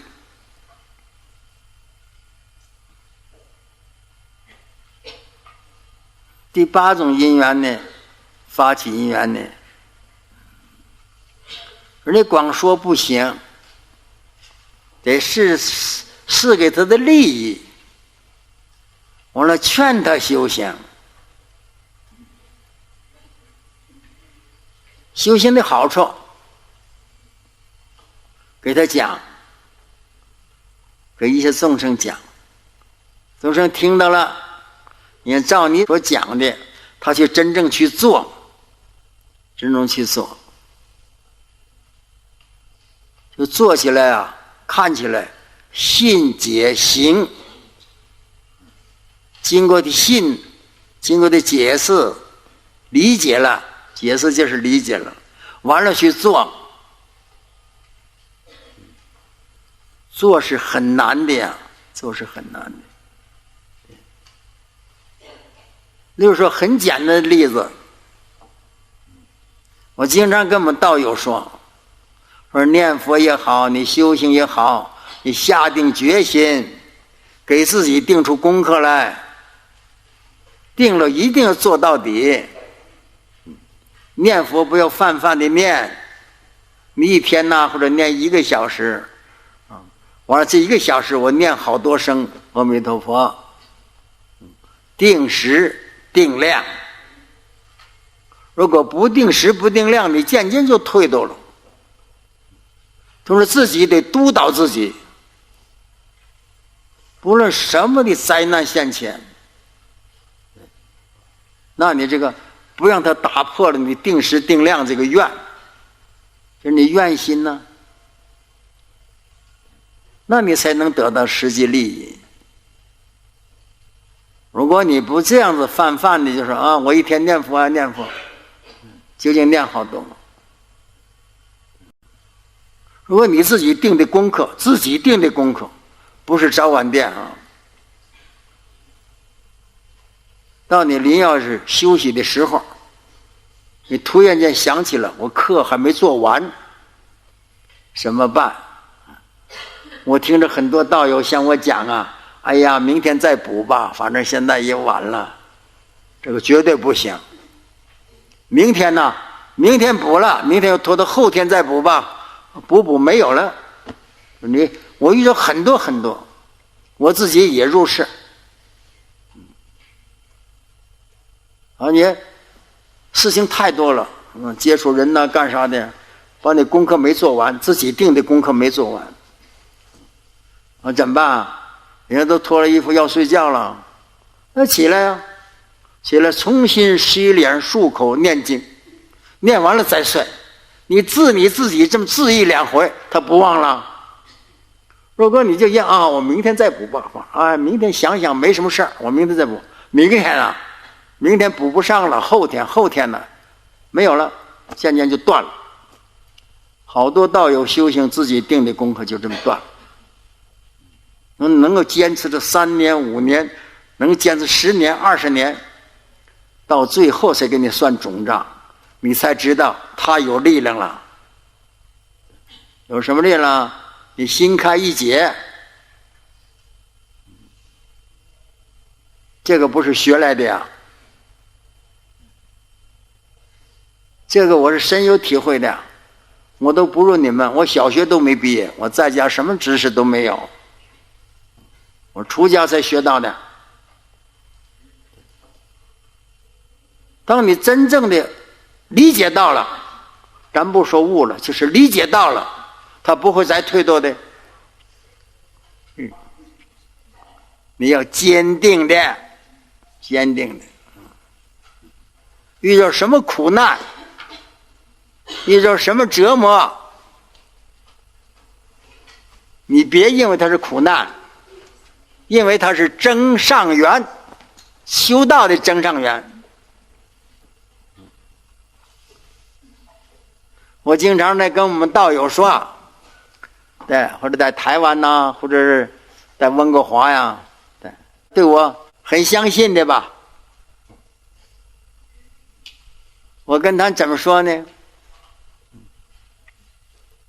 我说到你这个遇到那个灾难的时候，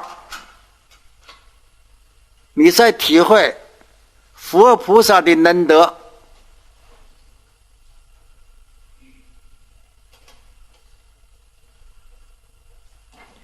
因为你灾难化解了，体会佛的菩萨的能德。说灾难没化解，我怎么体会佛菩萨能德呢？你可做入世观了。要不是佛菩萨加持，你这个灾难还要重。你这样想，现在我灾难不大，那就是佛菩萨加持。但是灾难化解了，你也可体会到这个嘛，我个人是有体会的，个人有体会，因为我那时间很长，30多年嘛，33年嘛。因此啊，我们经常说报佛恩。我们普陀寺有个义恩堂嘛，义恩堂嘛，把它扩大一点，要报三宝的恩，报三宝的恩。那么从《大乘起信论》学习了《大乘起信论》，我们这依着《大乘起信论》的说启示我们的，说教授我们的这8种因缘。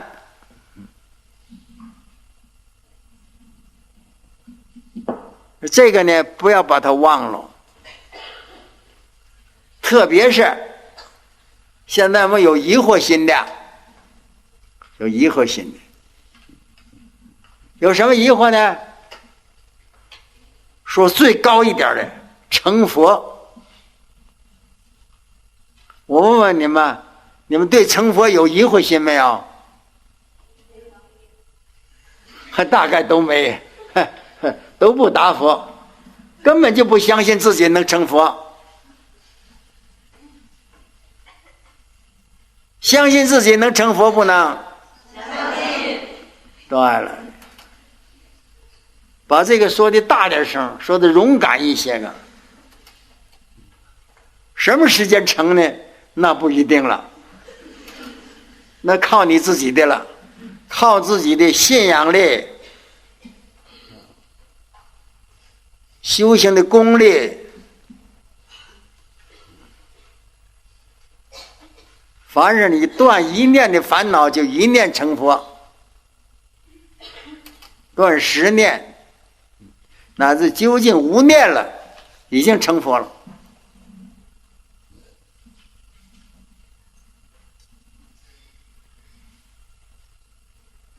但是学习的目的，消除疑惑；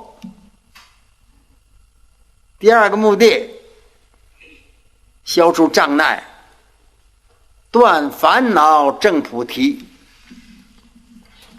要学习大乘起信论呐，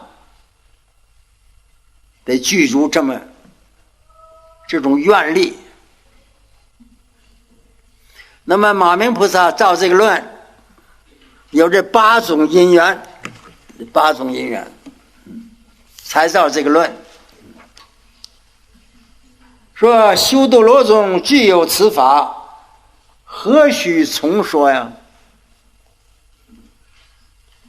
马明菩萨说照论的因缘有这么多，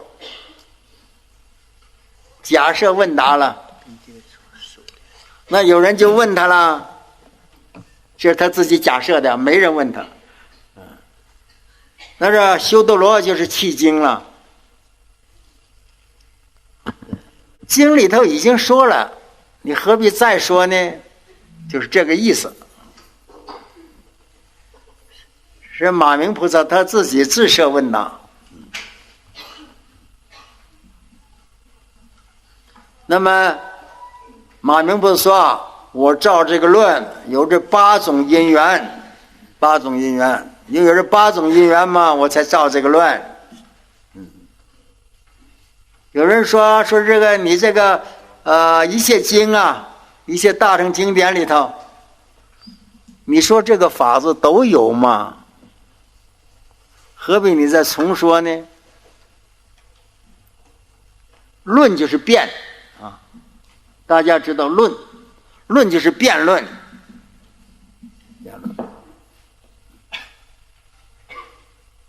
他西藏的教义头，他是不讲经的。他让我们这一班50个同学的，大家就辩论，每天上课的时候就是互相辩论。我们这一班同学俱舍论，他是不学经的。论辩嘛，辩的意思就是明，辩明，明是非，定邪正。这种问答的意思呢，就是辩论，就辩论。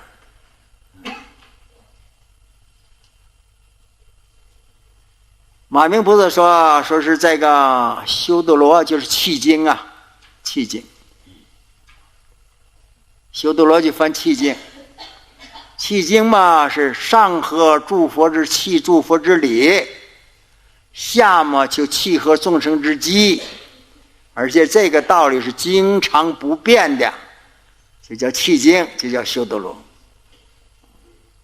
修多罗虽然是有众生的根基不同，众生的根基根横不同，他领受的，他所解释的，各个不一样，各个不一样。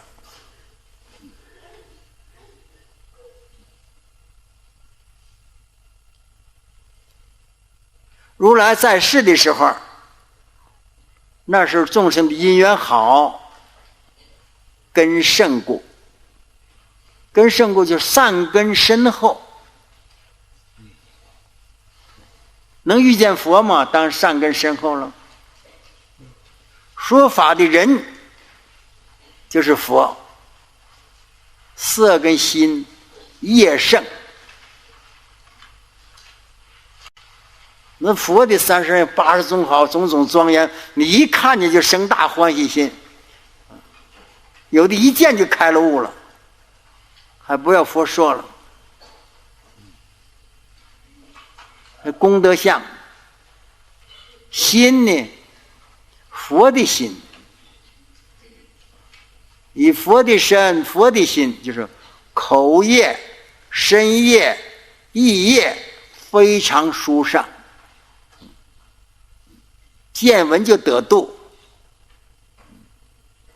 原因一言，异类得解。说佛说法的时候，不论哪类众生，他都能懂。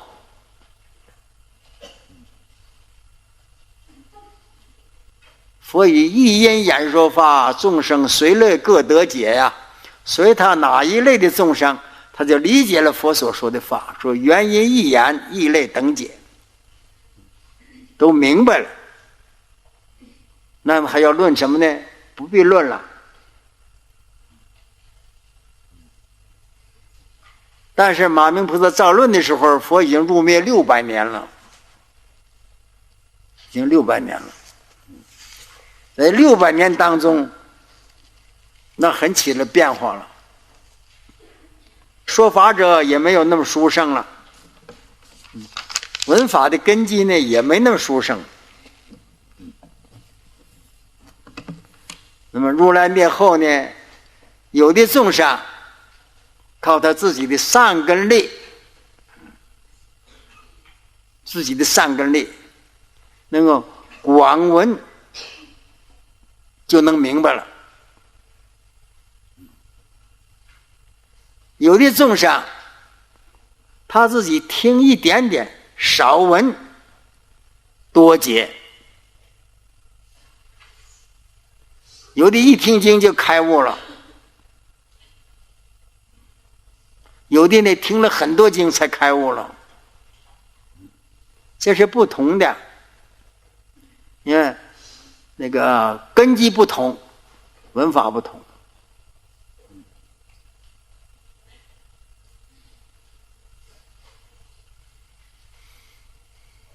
那么还有的众生，他自己的力量不够，没有这个智慧，必须广论而得解者。广论呢，经过1遍、2遍、3遍，而经过很多的论证，他才能悟。就是善的跟自力深浅不同，有的要靠多听多解才明白，1遍不明白2遍，2遍不明白3遍，多听多解他才明白。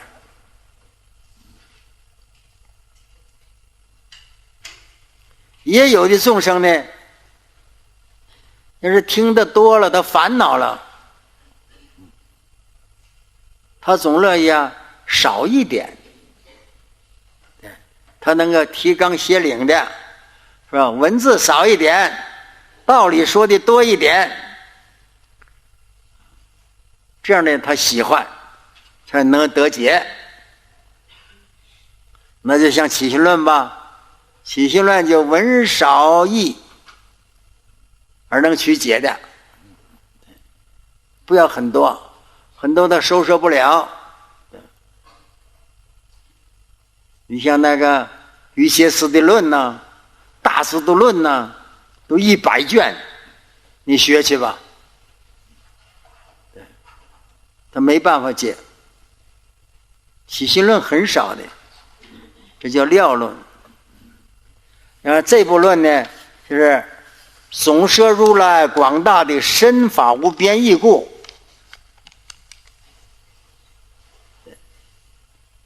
把佛所说的法，就经上所有的甚深的道理，而且这个道理呢说的很多义，但文字不多，文字不多。所以起信论文字不多，文字不多而能使你的总摄这个诸佛所说的深意都能具足了，无边义理，以少文的显示，对这个现在集来说，像我们此度的此国度的众生，他就不愿意烦，什么事都撂，都撂，撂到什么程度呢？本来我们有时候要说很多句话，他4个字就解决问题了。我举个例子吧，就是河南人说话，2人对答的时候，然后他那个都到北京，他这个表哥先到北京打工，表弟到北京来嘛，找到他表哥了。我说他对答的话这4个字，他夜间起来弄得门很响的，很这，他表哥问他谁？他说啥？说啥？仨4个字，完了。这么说你干什么？是谁呀？他没说谁，就是1个字。咋？说是我。说谁呀？我。啥？你干什么？你做什么事儿？他说撒尿。而我们普通要问呢，说你是谁呀？你干什么？搞得乱七八糟。他说我呀，还解释一下了，4个字。这是少字，说的很少，义理通达了。因为好多有很多废话，还要翻，说的很长，特别文人呐，咬文嚼字的，本来是一个意思，他说的很多。你说咱们现在《金刚经》说《心经》，这拿《金刚经》跟《心经》比，《心经》就很少啊，《金刚经》就很多。那大般若经600卷，也就是一部《心经》嘛。但是有的人，你光说个心经他不理解，你必须给600卷全学了。说个空啊，18种，当然说空了，不是这么简单。大家如果越过大般若经就知道了。说是马明菩萨说我照这个论呢，就是这么一个因缘，我才说此论。这就是把我照论的意思到此结束了。说用这个很少的文字显现如来的最深的广大法的深意，无边义理，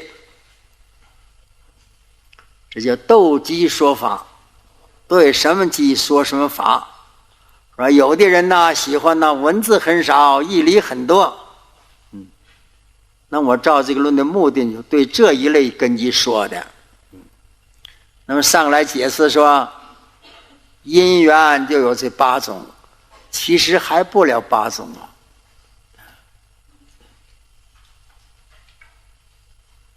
说我们现在这个因缘，你看因缘好像我们这因缘不殊胜，我以前讲了一次，讲了中断了。为什么断了？断有断的因缘。为什么又再讲？讲有讲的因缘。是内心的吗？也有外缘的，外缘的。内心的吗？我想我要90岁了，别到处跑了，在这儿安定下来吧。能不能安定呢？那得靠自己。一切事物都看你自己的发心，因缘有没有自己创造的？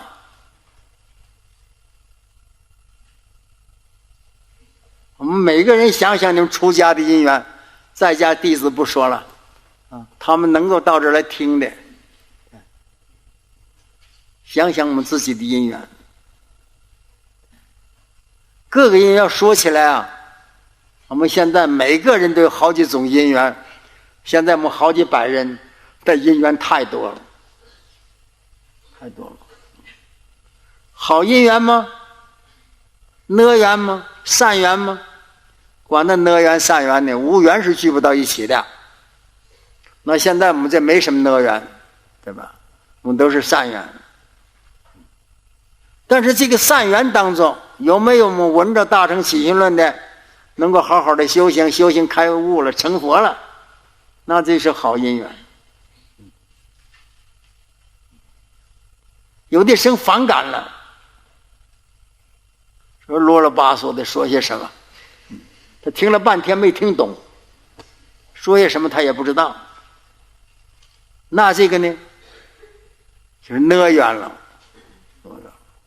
缘是在自己创，看你会利用不？不会利用啊，好因缘就是好事儿，你会把它变成坏事儿，那坏事儿也能变成好事儿。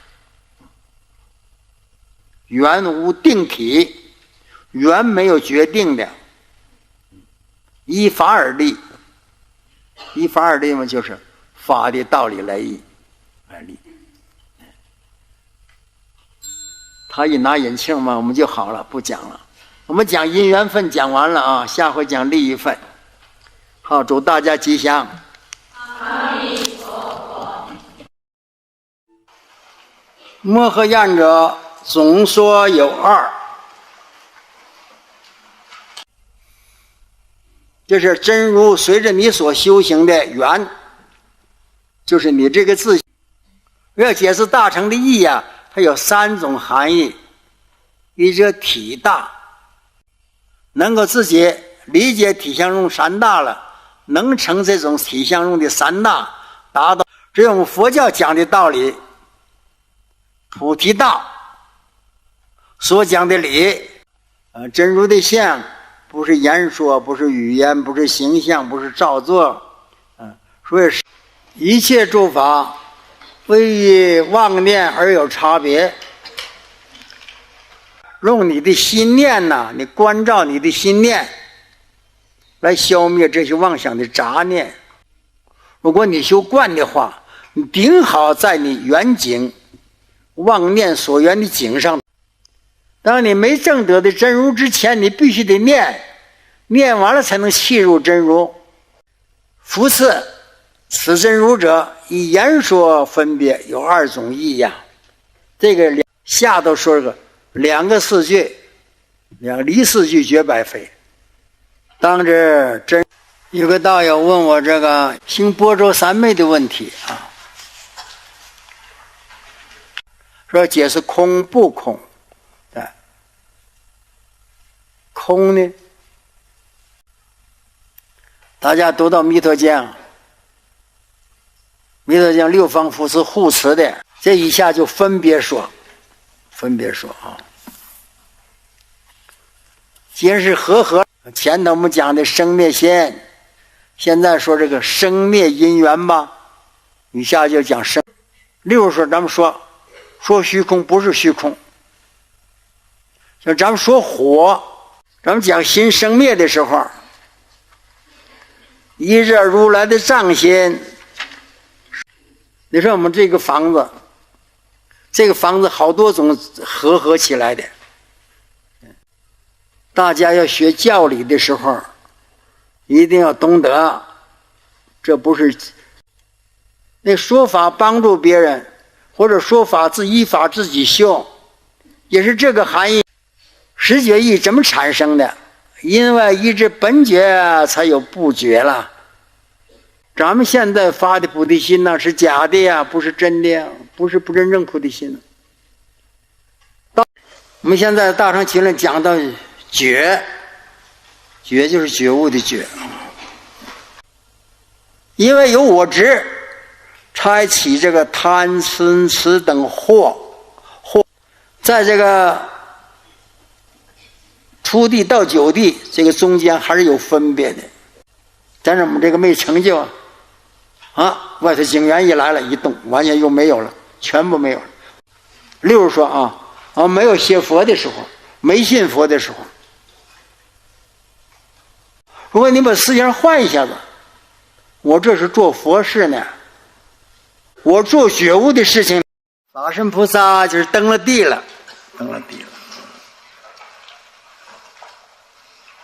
经常看见跟人吵嘴闹架呀，说你这人不讲理，我听到都是不讲理。到那个自相相续相的时候，初地菩萨呢破相续相，妄的就是不是真实的了，虚妄的了。为什么我们把虚妄的？那佛在时候是不是凡是佛弟子都证着阿罗汉果了？其实我常跟我们道友讲，我说你把经本打开，你打开普门品，复次本觉随眼分别生2种相，因为这个无明相啊，以眼法说，一念不觉生3。他骂他这么一句话，他一生气烦恼，这就是无明从这儿起的，这就叫无明。又有一次，那个窥基大师吧，参拜那个说你那个心呐，能现一切诸相，而心非诸相，相不是心。你这人呢，这所起的见惑思惑。下头呢要讲生灭门了。弥勒本觉的众生，就像弥勒方向的人说的一样，依着因为业而起了转，能起个见就起了个见相。我们在生灭门中，前头不一心2门吗？真如门是无言了，本来的性境的本觉，随着这个本觉，那是一切境法，一切的世间，一切诸相，同于本觉义。复次生灭因缘者，所谓众心以心意，这把这个开阔来说，业识是一只心。那什么叫转识？心一动就想见。看到第四者的智识，那就不同了。智识要分，说眼睛其实空的，像镜中像、水中月。那么忏悔的最高深的方法，忏悔最高深忏悔的方法，扶持。一时者即是相续时啊，咱不随这个文字说吧，随我们思想的状况、现实的境界说吧。所以啊，咱们这个见难烦恼思惑也是灭。而在西藏嘛，往这个印度，咱们有看见很小的动物，它思想咱不是他那个界的，不是他那道的，愿力能够消灭你的执着。扶持有四种法，熏习已过，这个80而生清一切的研发。怎么样熏习的其研发不断？就是记住，这个妄心是什么？这个妄心就是业呀，业识是80。所以以下呀讲的大致就是这个意思，从细到粗。无明熏之如是话也分2种，一个叫根本的熏习，能成